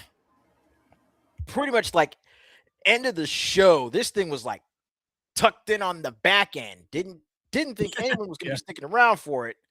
And I'm sitting here going, okay, we got some new stuff from Koei Tecmo. It looks like more Dynasty Warriors, and then it's like, wait a minute, what's with that isometric view? And then Yeah. what? And then they show off more of the gameplay. They start showing off, the different, they start showing off the different items you can pick up, the different, the different formations, and then it goes now available on all platforms, and I'm like, what? So I decided to pick it up and see what it was all about. And yes, if you liked Muso Endgame, aka Warriors Orochi 3, then So I hate that. But blame you're right. Andre. He's the one that said But you're right. it. He's the one that said it. But if you liked Warriors Orochi 3 and Ultimate, then this is definitely going to be something that's right up your alley, especially if you also, like myself, had gotten into action roguelikes like Hades. Because this is very much instead of like Hades where you are trying to escape the underworld, here you are basically recruited by the god of the underworld to go down deep into each of the levels to stop this other, major demon from rampaging and just completely ripping reality apart. Crazy. It's crazy. But the big thing about the character advancement, aside from the different emblems that you can get to increase your stats and certain attacks, is also that your team composition helps as well. Your team composition is basically your weapon, because each of the characters that you can recruit to your current playable party, which you can have up to 6, Yeah. each of them corresponds to extensions off of your heavy attacks. You can change 6 characters in a game. You can rotate through. Well, basically, like, you start with a lead character. So let's say if you pick Zhao Yun, then as you go through and you recruit other characters to your force to, like, give you more options available as far as who you can have, in each of the basically in each of the expansion slots that you have. Mm-hmm. So you can compose teams where it's like, all from one kingdom or one faction, or you can literally just pull from all across the map. And just like with, the Warriors of Orochi games, the characters come from all over. You've got everyone from Dynasty Warriors 8, like from Dynasty Warriors, Atelier, right, is in there too. Everyone from Samurai Warriors all the way up through 4. You've got characters from the Atelier series. You've got, let's see, Yumiya, Ryza, and crap, I already forgot that. Let's see, Yumiya, Ryza, and Sophie. I found some alpha footage of Warriors Abyss. Check this out. And then you've also got, of course, oh, there we go, Dynasty Warriors on the Game Boy Advance. Some alpha footage. Pretty much. But I mean, then you also have characters, of course, from Ninja Gaiden. You've got Ryu, Momiji, Rachel, Ayane. And they're adding even more characters in with an update coming up in the next couple days, bringing in characters, remixed characters from Dynasty Warriors Origins and a whole new scenario type as well. Wow, it's still getting supported. I love that. It's like they love their games. I always love it when their games talk to each other. And what I mean by, like, they're all kind of connected in a certain way, like that, just it makes it feel like they not every game is just an isolated project. Like, it's like all their kids. Like, we love all our children. It's like KOF. Yeah, that's true. It's true. Oh man, this one right here, Oliver. I don't know, man. You got to speak up about this one, man. State of emergency. we were just talking about Grand Theft Auto before we went live. If you still got that sitting next to you, I'd love for you to flash that for people. For me, I first experienced GTA playing on a friend's PC after school, right? And then later I pick it up on the OG PlayStation. Obviously, there's Grand Theft Auto 1 and Grand Theft Auto 2. Hot damn, right? They drop on the PlayStation. There you go. He's got the British expansion, right? And then, everything is quiet for a while. Then Grand Theft Auto 3 happens. And it's one of the biggest releases of all time. Facts. Right? Yep. Right? It changed. It literally is a game, not just a game changer in video games. It's a game changer, period. Right? Of what kind of content in video games. A lot of people found out the hard way that video games aren't all for children. Right? We saw the rise of things like Jack Thompson and, various groups of interest getting angry at depictions of things that you could do to people in Grand Theft Auto 3. And they're going, well, I mean, it's not up to us. They're like, so much of the bad things you can do in a GTA game are very much so optional. But, Grand Theft Auto 3 dropped and it went bananas, right? So Rockstar is now on, it's on everyone's mind. Whether you play video games or not, you have a pretty good idea about what GTA is and who Rockstar Games are. And State of Emergency came out the next year. It was not what anyone fucking expected. Bro, I was one of the anyones.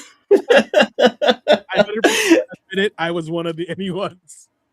So what's interesting, like just general idea, is that there's 5 different characters you play as. You are quite literally, as shown on screen, it's really your writing, right? And the story takes place, like, covers from like 2023 to 2035, and it's like, holy shit, how wrong were they back in the early 2000s about what the world would look like. Motherfucker looked like Magnum PI. Come on now. Like, Hawaiian shirt is back. but This feels but like the GTA meets Dead Rising. It's right, true. and Wow. that's what I was going to say. That's the thing that is amazing about State of Emergency, is how much stuff can be going on the screen at any point in time, right? And before I finish talking, I'll touch on that just a little bit, but no, this really threw people off, and they were like, this isn't, I thought this was going to be like GTA. No, it's very mission based, it's very stage based, it's everything that Grand Theft Auto isn't. But luckily, in this same year, within 6 months, Vice City is going to come out, right? Like, whoa. Yeah, so this came out, like, as stated, February 12th. And then, God, I want to say it was exactly 6 months later, but let's see, let me double check. It's very arcadey, scheme. October. It comes out October. So, yeah, I mean, and everyone basically forgot about it. But here's the other thing. Everyone was really mad at Rockstar over this game, but Rockstar didn't develop this game. It's not theirs. They published it, but they didn't make it. It's made by Viz Entertainment. Right? So to give you an idea of who made this game, they made Earthworm Jim 3D. Yeah, They made a Powerpuff Girls game. It makes sense. They It all did makes this. sense now. They did Evil Dead, A Fistful of Boomstick. And then they do Narc in 2005, which was basically a remake of the arcade game that we all came up with. But basically, they went defunct. Like, they're completely shut down as of July 2014. Right? So this was never a game that Rockstar themselves made. But that label, see, when we talk about that branding, just like with Final Fantasy, there's an expectation. When you see that damn Rockstar logo, it means you're going to be getting something good. And this is not what happened. This is not what happened for people. And there is an actual sequel to this. They did follow up with the sequel. There's a State of Emergency 2, right? So it's just one of those weird things. I thought I blocked that game out of memory. Now I'm like, oh my god, right? Like, oh no, it does exist. It is a game of its damn time. In 2002, that was a time, especially for me, fresh out of high school and everything. So, Ace, you got some news for 2005 here on YouTube. Tell us more. Yep. So, Valentine's Day 2005. Let's just say, without what happened then, we wouldn't be sitting here right now, because that right there is the day that YouTube was first founded. And man, has this platform come a long way, for better and worse. But listen, YouTube in a way, especially its growth over the last 21 years, it was like a microcosm of the internet at large, because when YouTube first came on the scene, it was very much a Wild West kind of environment, where anyone, if you had the capability, anyone could just pop up a video and just have it up there for people to watch. It was like a message board almost, but more for posting video content as opposed to just text-based stuff. And I mean, hell, there was actually a point where again, especially back when I first started, where you didn't even need to make a YouTube account to post videos. You Man, could just that's dangerous. For some of our younger viewers and listeners, this is such a long time ago. I mean, a lot of the people that tune into our streams are in their 20s, right? They're still in their 20s, so they were children when this launched. But to help you guys get some real context on why this is a huge moment in gaming, even though it's like, well, this isn't a video game. No, it's that big, because sharing video over the internet during this time period was very, very hard. It was difficult, and the download of a video was typically going to be massive, right? The codexes and encoders weren't nearly as good, right? So if you wanted to watch a minute long video, again, back in 2005, where a high speed connection would be considered 20 megabytes down. Just stop it. Try and wrap your head around that concept for a minute. A high speed internet connection would be 20 megabytes down in 2005, right? I know for a fact that almost everyone sitting here with a smartphone, their phone is faster than that, right? So these guys came up with, and this was just a couple of college guys, wasn't it? I think it was just a couple of undergrads or whatever that were like, you know what? I want a way to be able to easily share videos on the internet. And original YouTube was, I believe, done in Flash. Yeah, I think it was just a Shockwave Flash player. Yep. Right, and they figured out a way to take that video and then convert that on the back end into Shockwave Flash, because, and this is when Flash was king, because you could do so much with it. Yep. Newgrounds was king. All of that stuff. It was very, very light and easy on internet connections. And so for them to do this, I mean, they created a juggernaut, right? Like you could basically trace all internet video, easily accessed internet video, to this moment right here. Does anyone remember what the very first YouTube video is? No. All I can think of is X-Men with Juggernaut. That's the only one I can think of. The very first YouTube video is a homie at the zoo. He's at the zoo. That's it. Well, yeah, see, there you go. Everyone knows it's at the zoo. Was it from the developers? Yes. Okay. It was just tested. He was like, oh, he's at the damn zoo. That's true. Like, in fact, let me see if I can pull up, because I don't think it's ever been taken down. I think they are specifically protecting it, but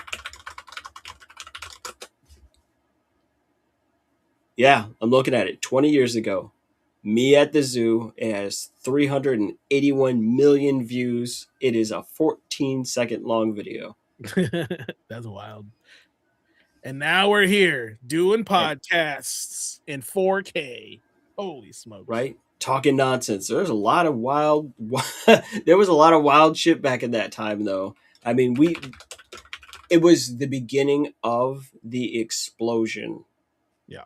Of the individual being able to make real content for anyone that they wanted to, and it's just as you said, we couldn't be here. There would be no Twitch. There would be no Twitch without YouTube, right?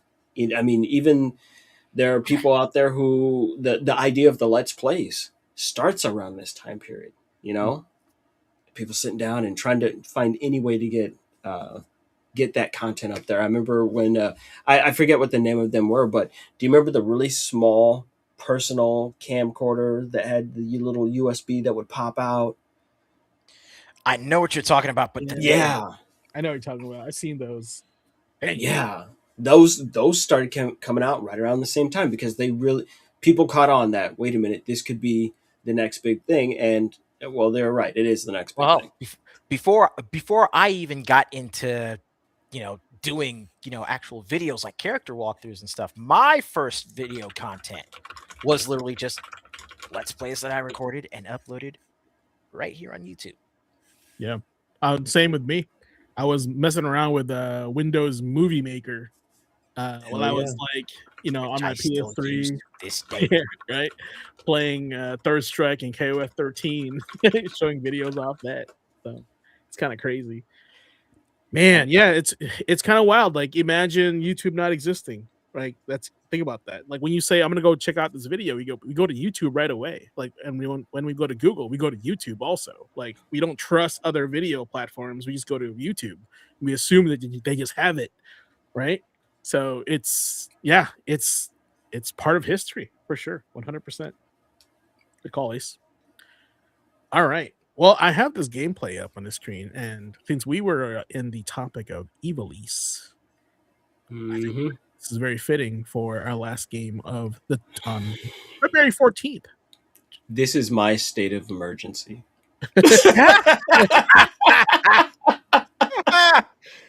Oh, Everybody This has- is my state of emergency. Let me tell you, I Oh no! I feel like that homie. My disappointment was immeasurable, and my day was fucking ruined.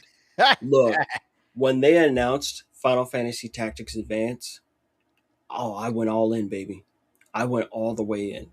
Right? I was like, no, I'm playing Tactics. Right? Just because of how many hours I dropped, I broke the internal clock on the original Final Fantasy Tactics. Look, listen. I don't think he knows. I don't think he knows. So when I've talked about playing Tactics before, do you remember in Tactics how you can see the ages of all the people in the historium, right? Yeah. As you go through, right? And each dot you move on the map is a passage of days. And the whole Lion War is about, this stewardship of this child who is now the king, right? And like the game starts and he's like 1 or 2 years old. Mhm. I played that shit so much. This motherfucker was 43. I finished the game. I was like, our "Oh, age by the time it was done. he was a grown man." I was like, why are we even having this conflict? No, because I just kept grinding stuff. By the way, they don't do that they take that shit out. You can't see their ages in the remake because I'm like, yeah, it quickly falls apart. I went all out when Tactics Advance came out. I went out, I bought the GameCube. I got the Game Boy Advance game player for the GameCube because I was like, I'll be damned if I'm playing Final Fantasy Tactics on a GBA. I'm going to have that full experience. And then I was like, oh, that's so cool. What a cool idea. No, this is taking place in the real world, and these kids are reading a book. They live in the town of Ivalice, and they're reading the book of Final Fantasy Tactics, and they get pulled in like never-ending story-wise. And then that's when the shit hits the fan.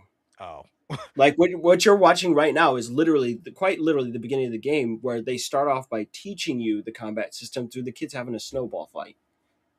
Right, and then they outside of the school, and then they go in, and they're like, "Oh, yeah, let's find this book," and then they get pulled in, and then it all goes the fuck downhill from here, man.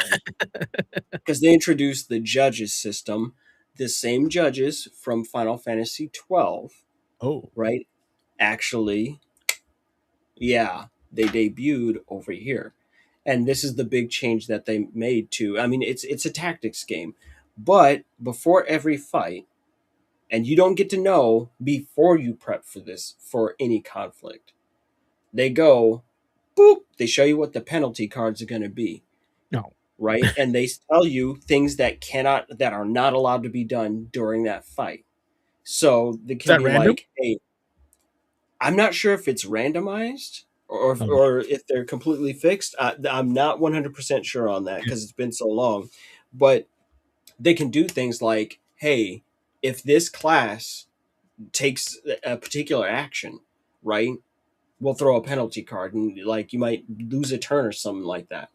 Other times there's a complete ban on something and they will take a motherfucker and put them in jail and you just lose them from that combat and you don't get to know these things in advance. And it's like, so I just leveled up. I'm like, oh, cool. I can make my bunny girl into a fencer. I'm like, all right, let me go into the next battle. And this motherfucker's like, fencers and bunny girls are bad. banned from this establishment. No, threw her ass in jail. I was like, I don't want to do this. I was like, this is crazy. Why did you guys not think about this? Well, that's just rude. It is. It's one of the rudest fucking games I've ever played. But they changed that when they came up with Tactics A2. They learned their lesson, right? And that's on the DS. BS. And yeah. it's so much better. They smoothed that whole thing out. They realized mistakes were made. Now it's just interesting to see what kind of penalties will be in place. They absolutely they're not as weighed as heavily against the player. Like they totally hit enemies too, and it just adds this nice like little random dynamic to your fights. That it's like, oh, okay, I need to think around this problem a little bit. Yeah. But no, this game is fucking this. See, look, they hated kids. That's what it was. They hated kids, and it showed. And I was a grown ass man. I was like, Square Enix fucking hates me. I'm never touching this again, and I haven't. I have not touched that game since then. Since 2003? Hell no. No, I won't. I'm gonna have to play it again, aren't I? If you guys donate $20.03 to Oliver, he'll play the game again. That's fucked up, but I probably would. It's brutal though. It's a brutal game. But you see it was beautiful. Like just imagine what we just saw on screen. But that's in the palm of your hand, right? The power of the sun and in the palm of my hand. No, it's a beautiful to look at game, right? For the platform it's on. But boy, it is keen to kick you square in your damn teeth as fast as possible. No, they want you to hurt. Like they might as well call it Final Fantasy Tactics Hurt Locker Edition because that's what it is, man. It'll tear your ass up. Final Fantasy Tactics Johnny Cash. Now I know to stay away from that game. Make you hurt. I was always curious. All right, guys. Well, that was a week in Memory Card Chronicles. We did it. We saved Baldur's Gate. Now, of course, if you guys haven't noticed, we're wearing these awesome hats made from Gamer Quotient and Gamer Quotient staff, students, faculty, all the above. Give us a quick check here at gqasiandude-shop.fourthwall.com. From tees to hoodies to hats and more, we have everything in the shop designed for gamers who live the lifestyle, whether you're grinding late nights, streaming, or just repping gaming culture day to day. And today you learned what GQ was. So, of course, I would love for you to sport one of these and tell other people and ask other people, what is your GQ? That'd be fantastic. So, yeah, everything you buy here supports the podcast, supports us, makes us do this more. So, and believe it or not, I shared this link at work and they were like, and I was like, Oliver's right. And they were like, where are all the mouse pads? I was like, what? What are you talking about? God damn it. All right. So I said, okay, fine. I'll put some mouse pads. Yeah, coming soon, mouse pads. So keep an eye out. Check it out. Yeah, if we actually put up a welcome to the next class mouse pad, I might actually have to wind up getting that. All right, see, there you go. No, my coworker that was sitting right next to me was like, "Where are your mouse pads at, bro?" And I was like, all right.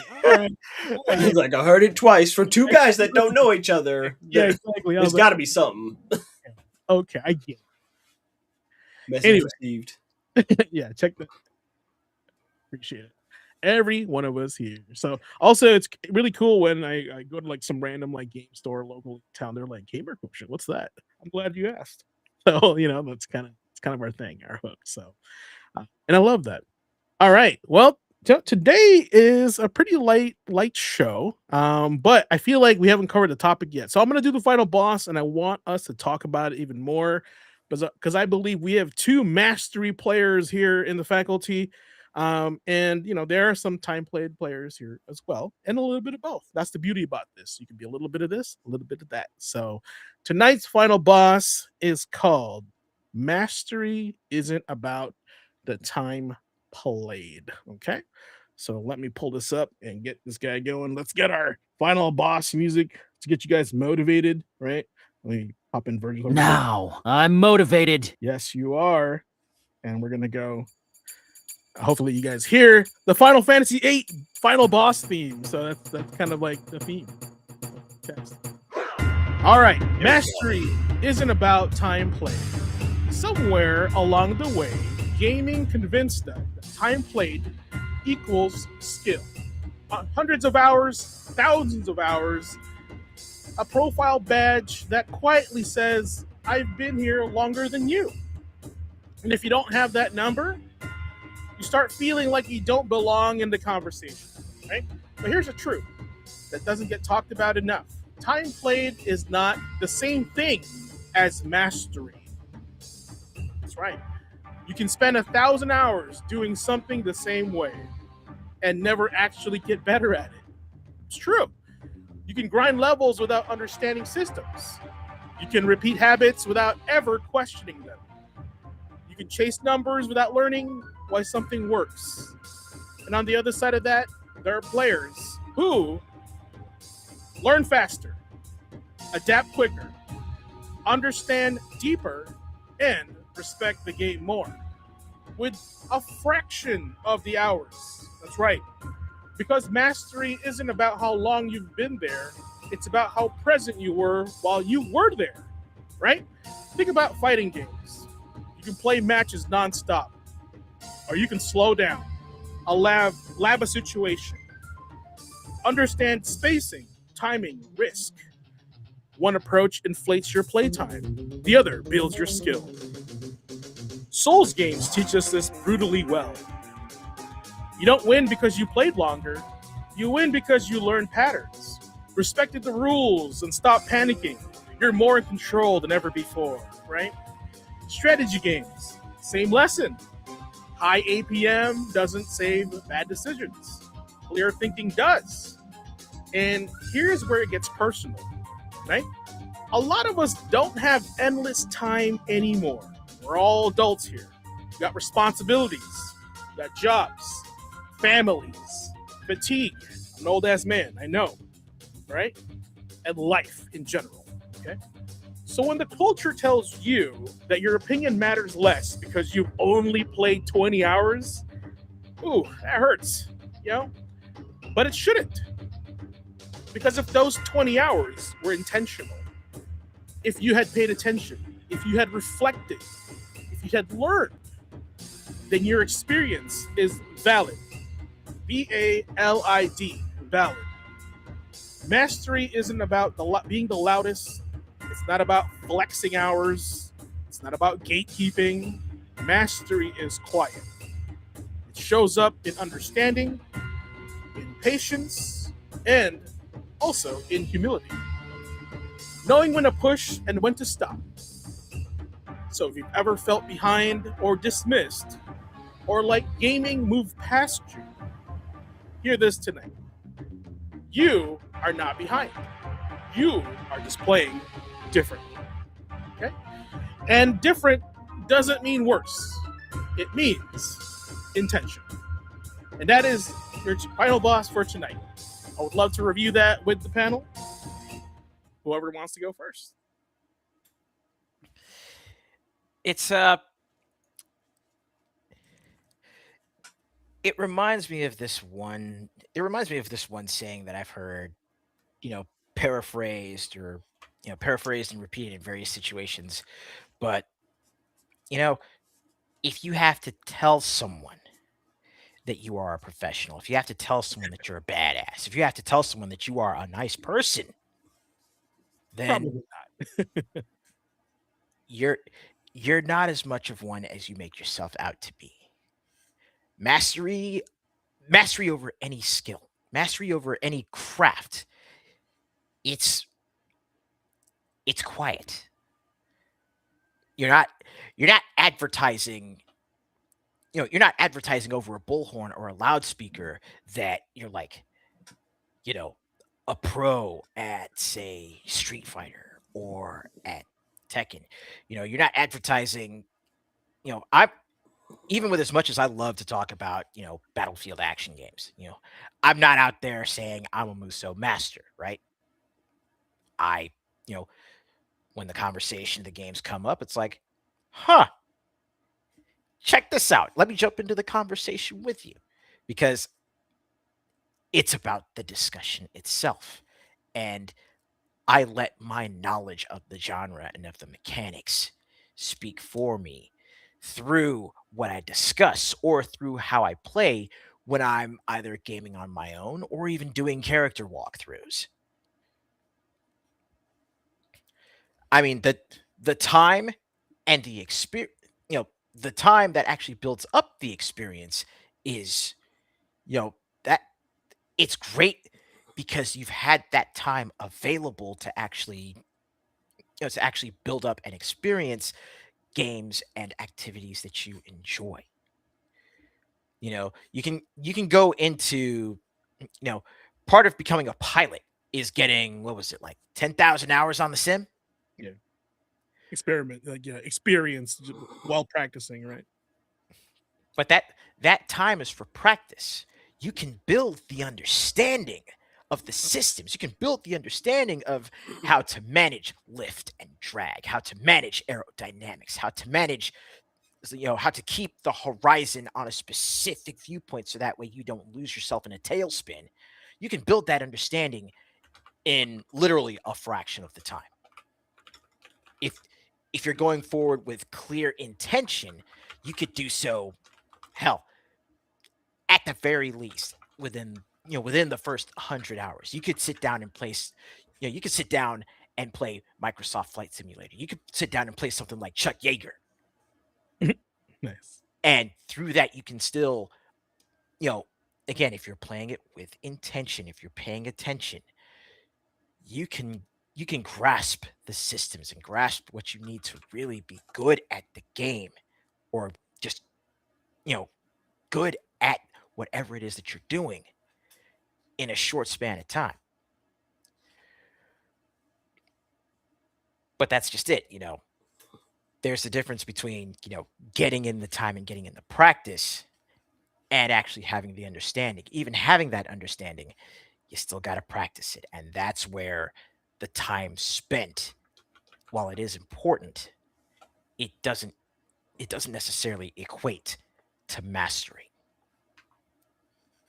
Yeah, I could see that. I think like people get the two mixed up because when Oliver, you've said that like, oh, I have 900 hours in this game, right? But you weren't just like brain dead playing it. Like you literally grinded out a boss, learned its every like point and mastery of what it does and your weapons, and like, yeah, you made your own strategy guide against an opponent basically, and you had a goal, right? That was focused. And even through pulling other players through it, that's still, that's further understanding, because it's like you're now understanding how someone else is seeing that same fight. Mm-hmm. It's like martial arts. We can go back to what Bruce Lee said about, I'm not scared of the guy that knows 1,000 different kicks. Mm-hmm. I know I'm scared of the guy that knows one kick, but he's practiced it 1,000 times because he really knows how to stick it to you, right?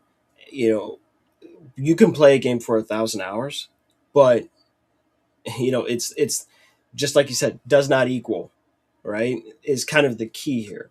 What did you do in those 1,000 hours? Did you just wander around with your thumb up your ass for 1,000 hours and learn nothing, right? So just because you go, I got 1,000 hours clocked, you might be the worst fucking player of the game we've ever seen, right? But then someone's like, no, I've really been like engaged for those 1,000 hours, makes that person wildly dangerous. To follow up on that, yeah, I know everything there is to know about Enter the Gungeon, and I've played it for 900 hours. But here's the thing.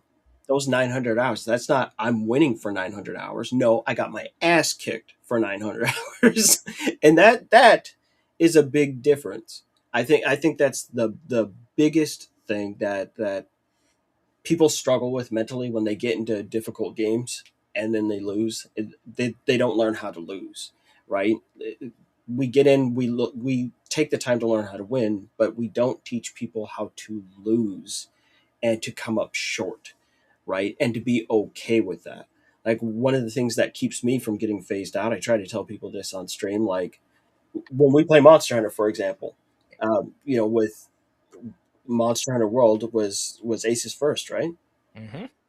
Right? And I know you remember way back, even in early beta for that, I was like, hey, we've never done this before. We don't know how these monsters are going to behave. We could get completely caught by something that we could not see coming. It's okay. This is how Monster Hunter works. This is the process. If you lose the fight, you didn't do anything wrong. You did exactly what the game anticipated, right? And you learn that your job is to go, what happened?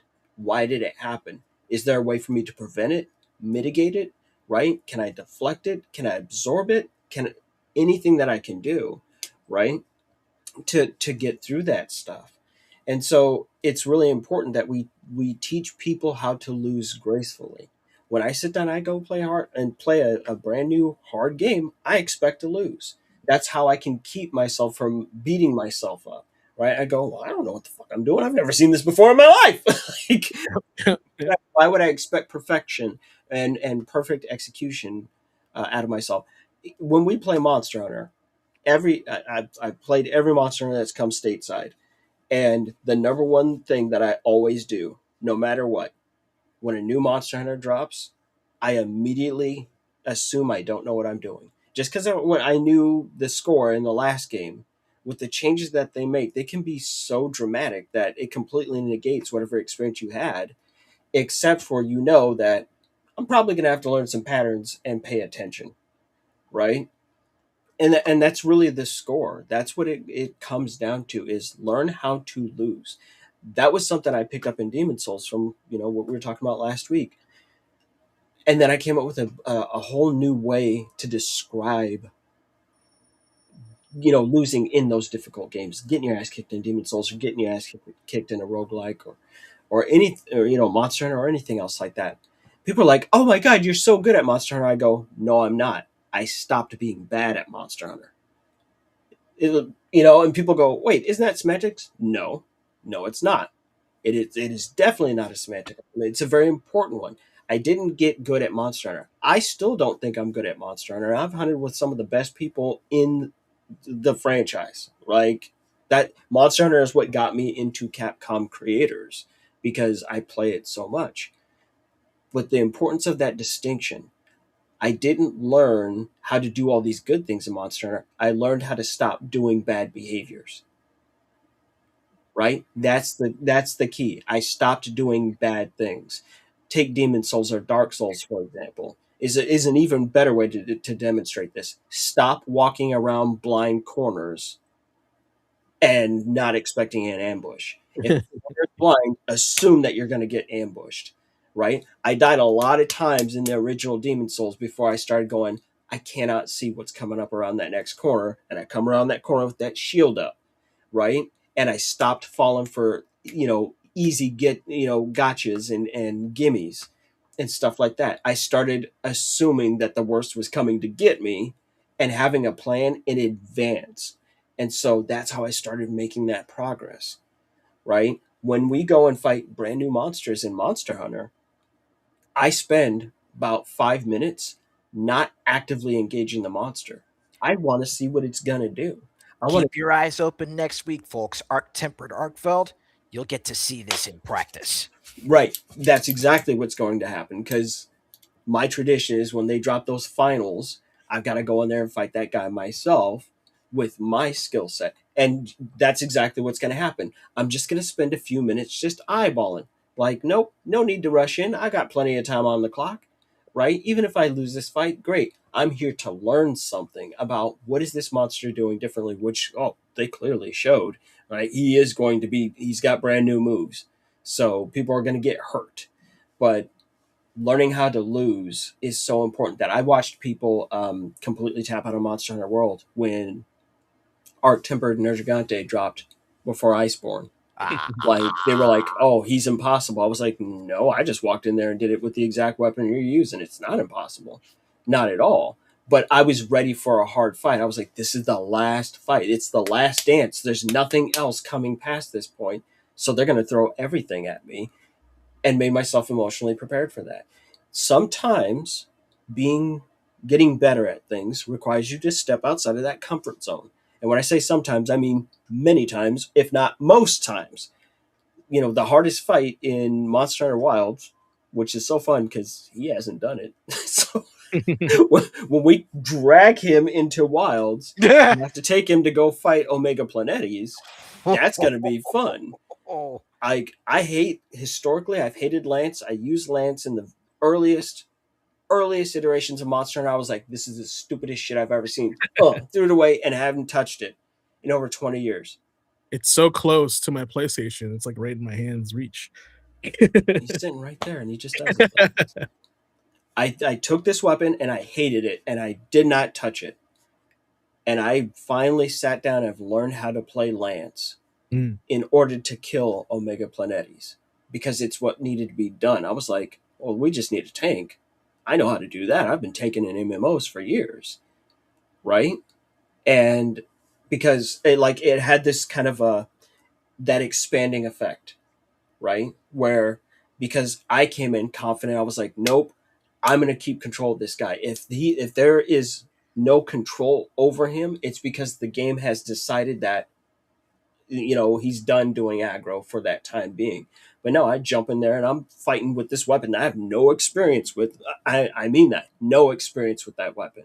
But I know I take the stick and poke that motherfucker in the face and keep his attention on me. This is a big ass shield and see if it does something. Sure enough, where we finally start getting those wins in there. And then I'm able to take what I learned. Okay, here's how you tank. Here's how you keep that attention. Here's how we can take advantage of those damage opportunities. So I'm like, here's why you tanking is important. I was like, they can't do their jobs if you're not doing yours. And it's like, it's a back and forth symbiosis. And, people, I had to explain that. I was like, look, I get his attention. He's not doing all these other attacks. That means you have the opportunity to go bash on those legs. My job is to stop fucking running. My job is to stand still, plant my feet as much as I can, so that you guys can do your job, because when you're doing that, you're flinching him, you're knocking him around, which means he's not hurting me, right? So if you're doing your job, I'm doing my job, and back and forth, and it all flows together, right?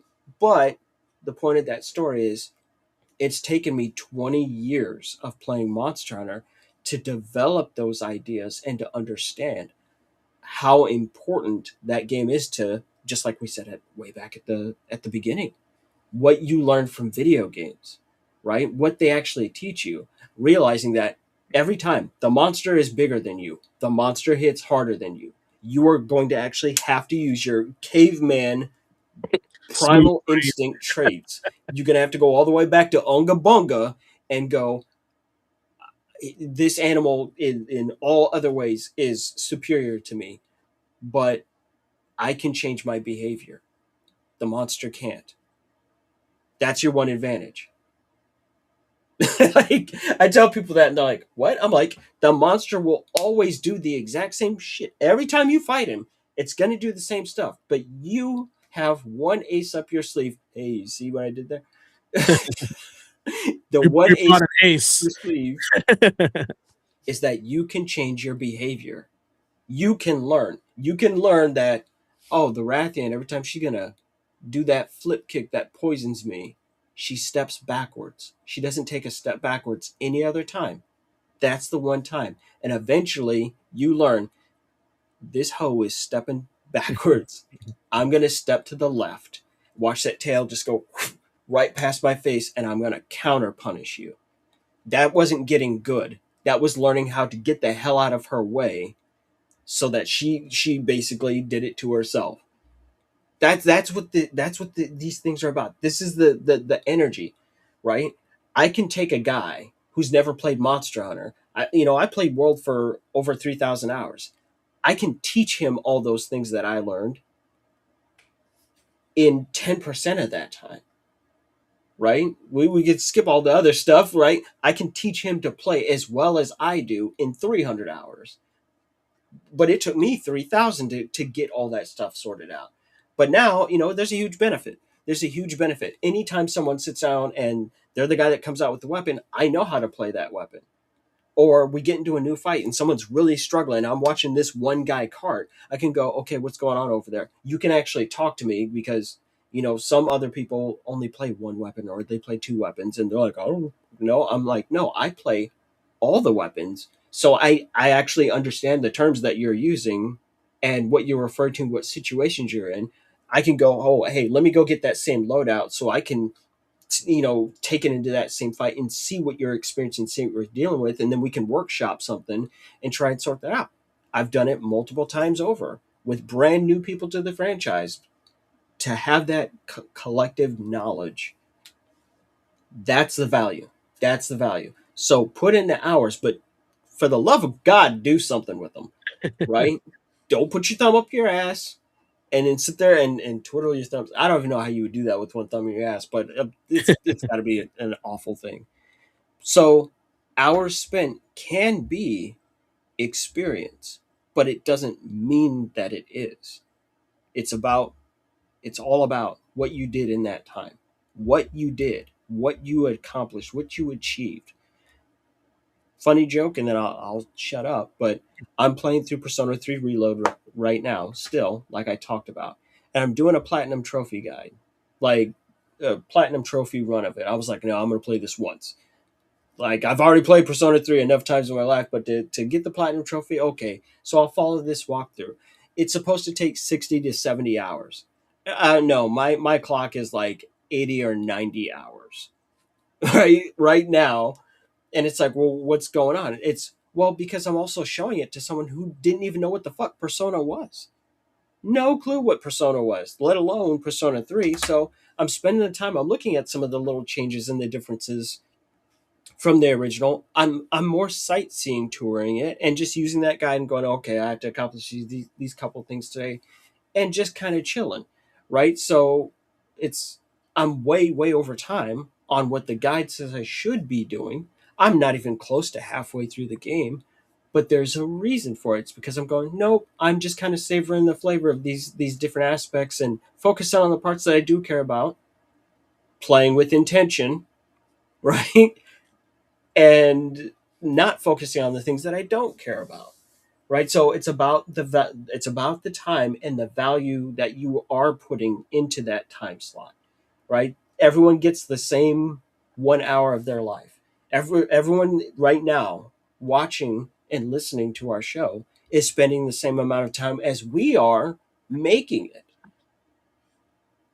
But it's about what you did in that time, right? And if us sitting here, helping you, figure out the better ways to grab experience or to uh, uh, achieve more in a smaller time frame, if that actually helps you, then this wasn't a waste of our time. Then it was valuable time for us, valuable time for you, time well spent.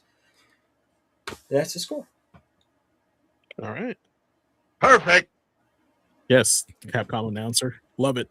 My takeaway from all this, and actually that what you said resonated with me, and I would love to hear Ace's also, is that when I started playing the Lance, when I first picked it up, I was like, this thing is not doing any DPS. This thing sucks, right?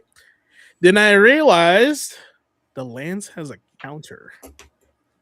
Oh And yeah. I was like, yeah, and I was like, wait a minute, I'm playing this thing wrong. I'm playing this thing with the mentality of like dual blades. So let me think about where's my kit? Give me my kit, and this is how I'm gonna play Lance.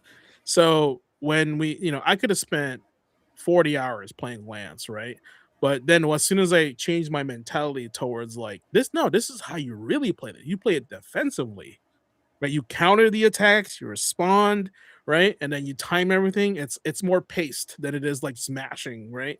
And I was like, now I'm having fun. This is actually makes sense, and this is why I like playing Lance, like, right? Because when I first started, I was just like, no, plays this thing, gross.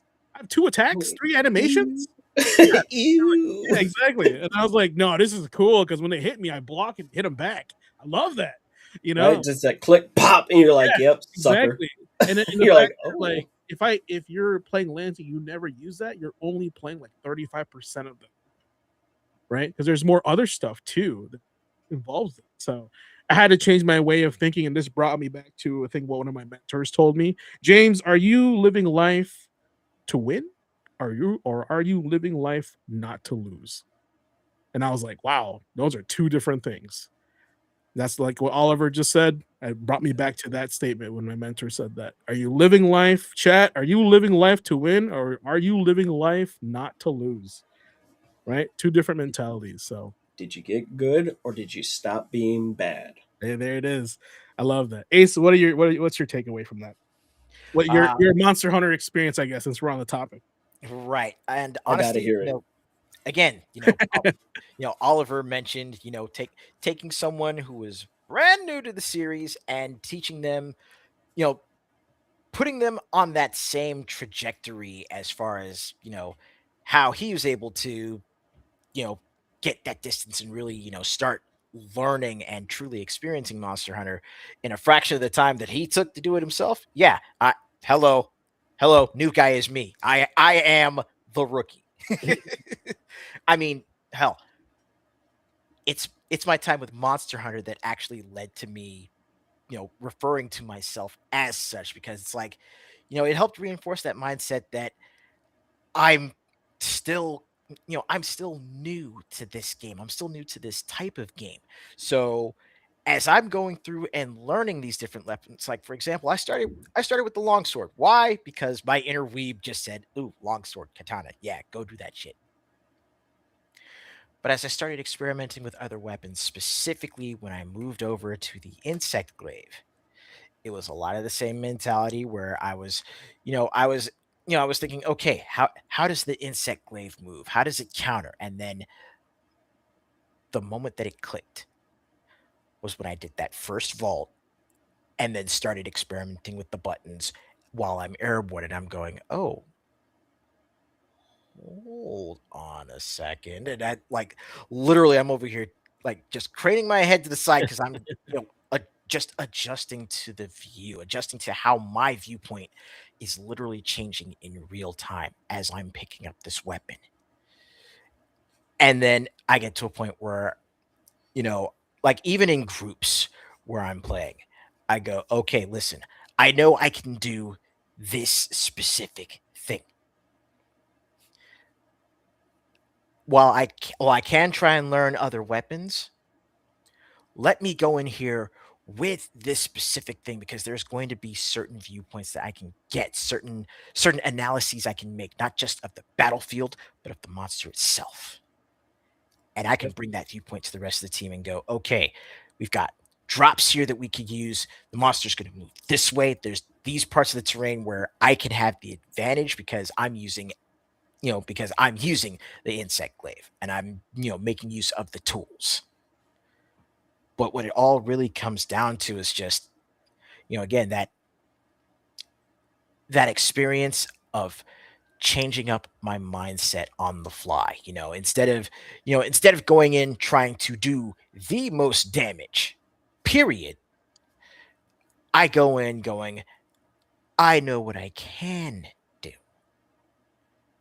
So don't ask yourself if you can do everything. Just ask what you can do and how can you apply that to the current situation, because this this ain't the Kobayashi Maru. There are no win scenarios here, because if you go into it looking to learn the fight, then that knowledge that you come away with, that's your win. Even if it's just, oh man, I got torched. What happened? What do I need to do different? That's learning something. And there's a very very strong mindset and mentality that has to come along with this. This learning mindset has to extend, like it's got to almost be like an area effect on everything else that you're doing. As far as Monster Hunter goes, I don't know how to play all the weapons because that was something that I set out to do. It came about as a consequence of, I want to win. What am I willing to do to win? And I'm willing to do what the guy next to me won't do. So I'm going to pick up this weapon because it feels like this weapon is really, really well suited for this fight. And the joke is, I hate Lance. I hate Gun Lance. Like, I just have never liked him. And lo and behold, between Monster Hunter World, Iceborne, and Wilds, when it came down to the last fights in the game, those were my go-tos. like with Gogmazios being the only Elder Dragon in Wilds, I just sat down and I looked and I looked and I was like, the gun lance is literally the best weapon you could possibly use on this guy, because he's got a split element problem. So he needs to be lit on fire so that his skin softens, and then you have to hit him with dragon. But I understand mechanically the unique mechanics of gun lance. And I was like even the game tells you they're like, hey, bring a fire weapon and bring a dragon element weapon. They specify this deeply multiple times, that bring these two things with you. We don't care what you bring. I was like, I don't need to do that at all, actually, because I know how Gunlance works. And this part's just fun for people in the audience that don't know. In Monster Hunter, couple of the technical weapons have wildly different functionality than what you would think, and it's not clearly documented. But in Gunlance's case, no matter what element you have on that Gunlance, it does not matter. All gun lances do fire damage. It's like, wait, what do you mean? So what if I have a thunder gun lance? If you have a thunder gun lance, all the cuts and the pokes and the stabs, that's thunder. Every shell, by default, does fire type damage, right? And it ignores all armor ratings. So as a consequence, even though these shells, they do fire damage and they ignore armor, they also can never be a critical hit. That's the trade-off, right? And of course, the Wyvern fire that comes off Gun Lance, it's fire. It's in the name. So when you get in there and you're fighting Gogmazios, you're really mixing up with them. Yeah, you're chopping. They're like, oh, that's not working. But then I go, and here's a full burst, and I fire all 6 rounds out of my Gun Lance at once, and then I prime up a Wyvern's fire. Boom, he's softened, and now my normal swings are just getting in there and devastating him.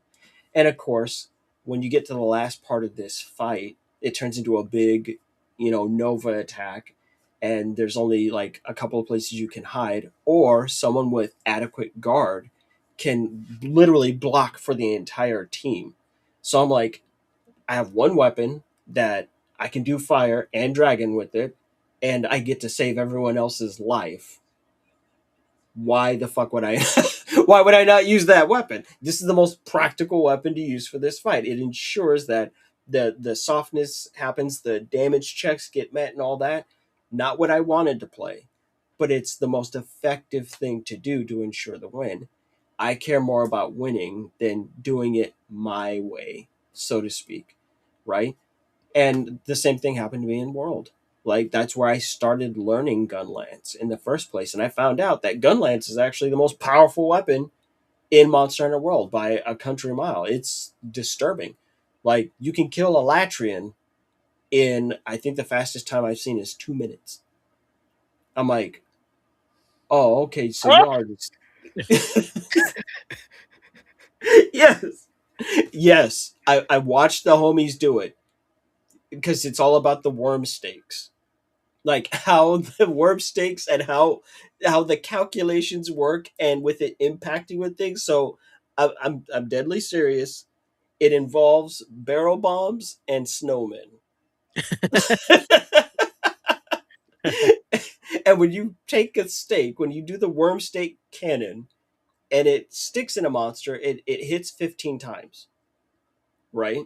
Just by default. So it goes tick, tick, tick, tick, tick, tick, tick, and then it explodes. Well, people figured out that if you're using Kushal's gun lance, or even the skin, the way that the stake comes out, and if barrels and snowmen are placed at the exact same spot, the only thing the stake cares about is how many objects it collided with.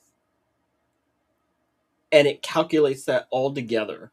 So what it means is you can take one stake, put a monster to sleep, lay down your bombs, have the whole crew do it, right? So you can put down 2 bombs, right? So there's 8 bombs, and then everyone can put down snowmen, right? So next thing you know, well, no, it turns into this huge multiplier. Instead of, you just did 1,400 damage to the monster, no, you're doing like a couple of 100,000 all at once because of the way that it calculates it. It's not a fixable thing.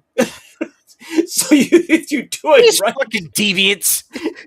I've watched them kill Fatalis this way. I was like, this is the dumbest shit I've ever seen in my life. Show me more. It's nuts. It's a wild thing Absolute to see. reprobate behavior. Right, like some real. It's like, you know what? You just missed the whole point of the game, but I still want to know how you did it. But looking at that and going, because I had to see, I was like, I don't understand how this is working mechanically. It's like, I was like, it's like reading a big ass equation sheet, and I'm just like, what the fuck are they talking about? So I had to go see it, and that's how I ended up learning Gunlance, was through going, why does this work? And actually, going in and working on the training dummy, I was like, oh, that's really interesting. And then I started picking up more things. I was like, I wonder how I would perform against Elatrian, knowing what I know with Gunlance now. And my time started going down. I was like, I did not anticipate this at all with such slow swings, but I realized the damage was actually really, really good. And I was able to keep sticking him with worm stakes in general. And I was like, wait a minute, these are easier to do than super amps. I do more damage. And it all kind of just ended up there. Right? And the same thing, literally in Wilds, went straight into the beta with a Gunlance. Like, there were 2 weapons that I did not know anything about in Monster Hunter World. I didn't know a single thing about Charge Blade. I tried it in Monster Hunter 4, and I was so just like, I was dissuaded in the very way that we're talking about, where I was just like, oh, I don't know what I'm doing, I'm stupid, blah, blah, blah. Right? But then I had someone who's played Monster Hunter less, but knew more about Charge Blade than I did on stream. I'm not even sure if you remember that, Ace. They walked me through learning Charge Blade. I'm like, I don't understand the loops and all that. And I spent 3,000 hours learning Charge Blade. Yep. The whole playthrough, like the last 100, 150 hours are me learning Gunlance. And I still don't think I'm good with Charge Blade. And I do horrible fucking things to Monster with Charge Blade. Don't get it twisted. It's a crime, right? That we're talking. There's most wanted posters for my ass up in the woods. They go and, have you seen this man? Like, Extremely dangerous. But it is the secret sauce. I don't feel that I'm good, but I'm good enough to teach, right? Clearly, like with Ace, it's like, no, here's how this weapon works. Here's why you do this, and I learned stuff from them, right? Just because I've been playing longer than everybody else in the group, it doesn't mean that I can't learn new things. If you think that no one can teach you shit, you are definitely going to plateau. That's why I don't play Guilty Gear with Ace anymore. Because I keep trying to do fucking shit with Soul Bad Guy. If I go up in the air, he's taking me all the way, right? He's like, no, I'm going to help you keep doing what you were doing. I'm going to keep getting my back broken. So I had to learn brand new things to counter specifically him. I was like, oh, this guy, he's going to sit here and he's going to use Potemkin. Potemkin ain't shit, boy. I found out how wrong I was. I found out, and the whole world watched it happen. He just kept grabbing me up. I'm like, I got to keep my ass out of the air. That's his one move, and he's really good at it. I don't want this in my life. And he's like, oh, got you again. Oh. But then it got interesting because I learned, because I took that time and I learned, our fights got really tense. People on stream would be like on the edge of their seat watching us scrap. We would start getting real close to running out of time, because then it turned into a cat and mouse fight, right? It's who's tapping who's going to slip, right? How can I slip around behind him? Things like that. That's the real secret. If we all learn from each other, we all grow together. I learned how to be better at playing Soul Bad Guy in Guilty Gear because Ace was better at air control than I was. Dead stop. That's just the fact. So he taught me how to keep my black ass on the ground. And don't do it. And it was your ground game that actually forced me to not only improve, but remember Potemkin's ground game to begin with. No, you mean that ground game of Exactly. You don't stop. Hit me with that shit.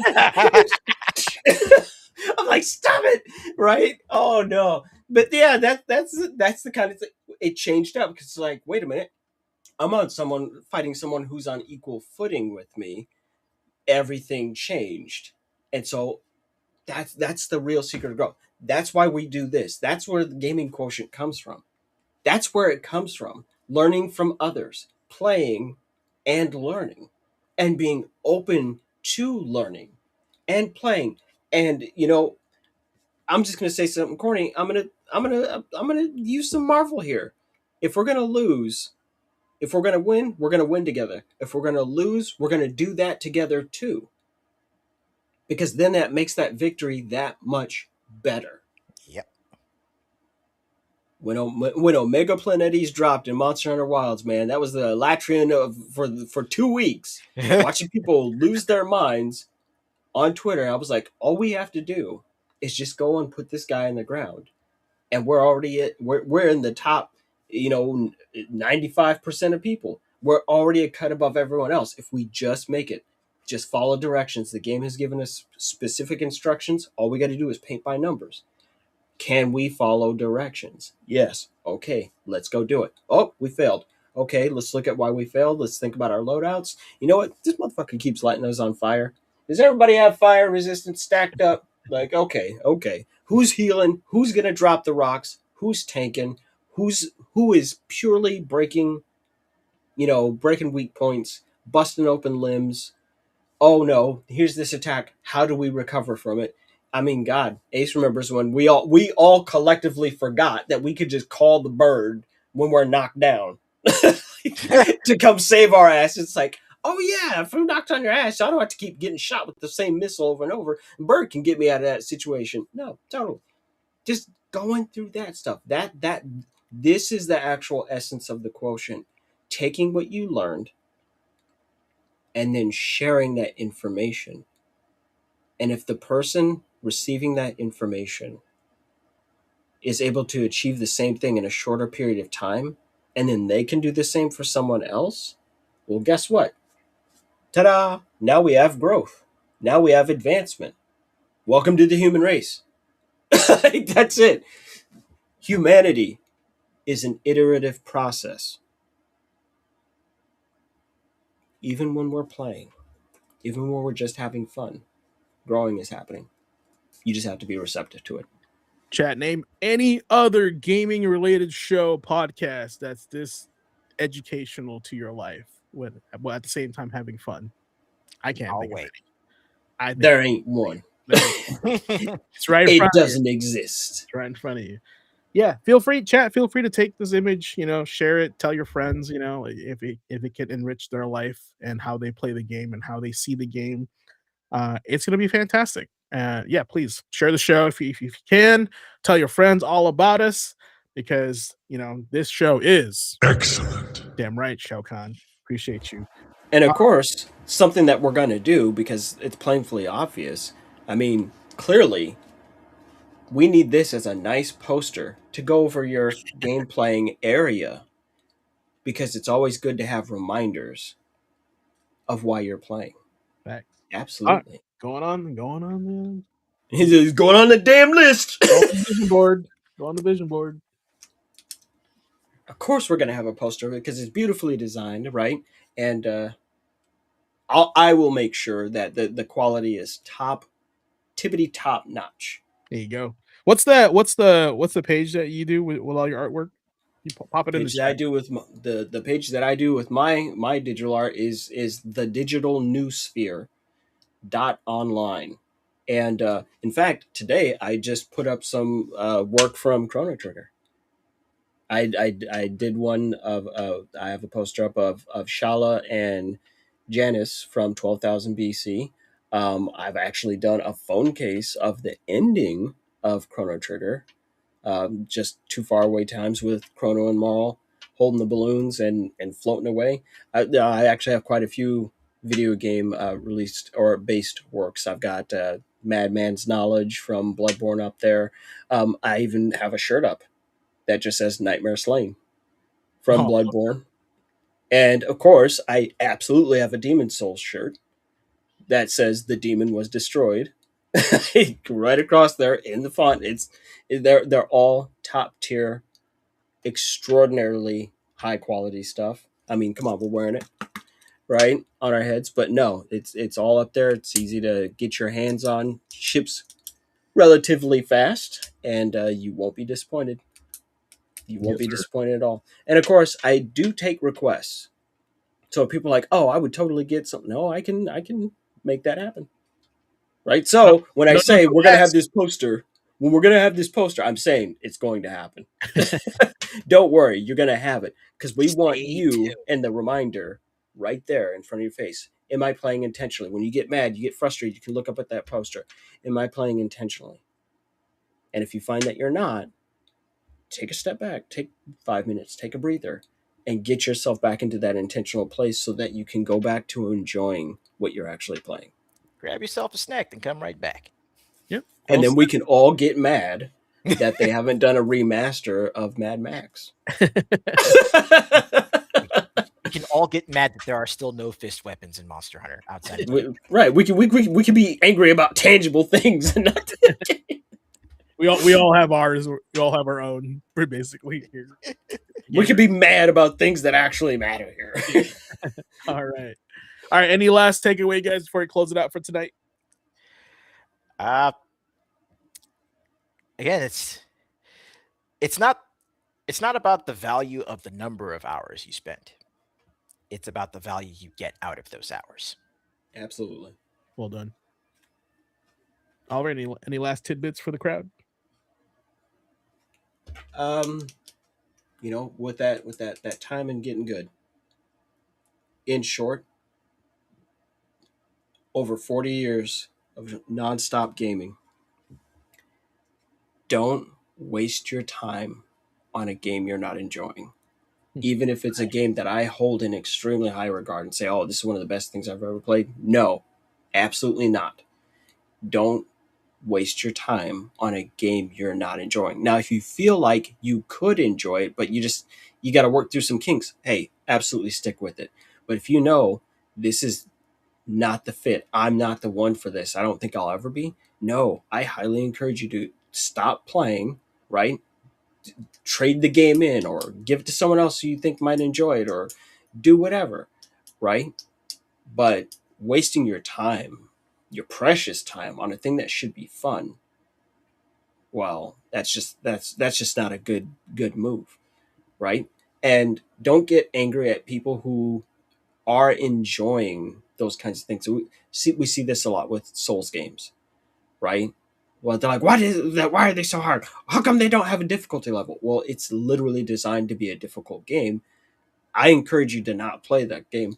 They're like, this is so stressful, it stressed me out. Well, it's not supposed to be that kind of stress. I'm like, yeah, I mean, thinking and engaging and timing, yes, those things are a type of stress, but some of us enjoy that kind of difficulty. That's why we're playing it. We do want that difficult kind of challenge. We do want to have to be locked into those animations in Monster Hunter, right? That's what makes those victories so good. How much do I know myself and how much do I know this monster, right? But if you sit down and you're playing Monster Hunter, you're like, oh, I'm finally going to play Monster Hunter because everybody else is playing Monster Hunter, and you don't like Monster Hunter, fuck it. Stop playing Monster Hunter. Go play something else. I'm going to be more proud of you for setting down this and being able to say, I'm just not enjoying it. I will find something else to do that I will enjoy.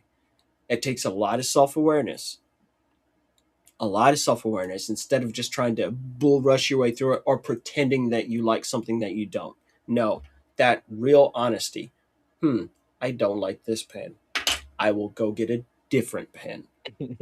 That's the thing that takes courage. Yeah. Regardless of what everyone else is saying around you, oh, this is the greatest thing of all time. That's why I can go, no, I don't like Elden Ring. I did not enjoy Elden Ring. I will not be playing Elden Ring again. There's an expansion. I don't care. I sat through it so my stream could see it, but for me, nah, I'm good. It's just not for me. I appreciated so many things about it. I think there was a lot of things that were done well, but the overall package, no, I'm not a fan. And I'm not ashamed to say it. There are plenty of people out there who love it, and they are completely within their rights to love it. I'm glad they love it. They're like, I played this shit for 1,000 hours. Well, god damn, you got your money's worth, didn't you? Like, oh, 1,000 hours at $70? Oh no, you can't beat that value proposition right there. No, of course, do it again, right? I'm like, oh shit, do a different build. Tell me how it works. Like, I want to know, but I can go. But overall, the experience isn't for me, and you should be able to say that too. We love games on this panel, on this show, that I know that people in our audience don't like, and we're not saying that you have to play what we like or you're not welcome. No, not at all. People who are thinking about their gaming quotient are the people that we care about. Well done. There we go. All right. Well, that's going to wrap up class session number 65 of the Gaming Academy. Man, that's a lot of episodes there. Tonight we talked about mastery and how it's not measured in hours played, but in understanding earned. I think we covered that a lot tonight. And that's what really Gamer Quotient is all about. We created Gamer Quotient to challenge the idea that gaming is not a waste of time, because if anyone who's truly engaged with games knows the games teach us something. They teach resilience, they teach patience, teach strategy, teach growth, and many more. Depends on the lessons you're looking for. Leveling up, grinding, failing and retrying, learning systems, managing resources. Those aren't just mechanics, guys. They're life skills in disguise, whether you like it or not. At Gamer Quotient, we don't measure how much you play. We look at how you play with intention, with awareness, with respect for your time and the craft behind the games. That is your GQ. And every class here at the Academy is about raising it, not by playing more, but by understanding more. So if tonight's lesson gave you something to think about, share it. Bring it to Discord. Keep the conversation going. Tell your friends, tell your family. But until next class, ask yourself this: what's your GQ? And with that said, class dismissed. Thanks, guys. Mission complete.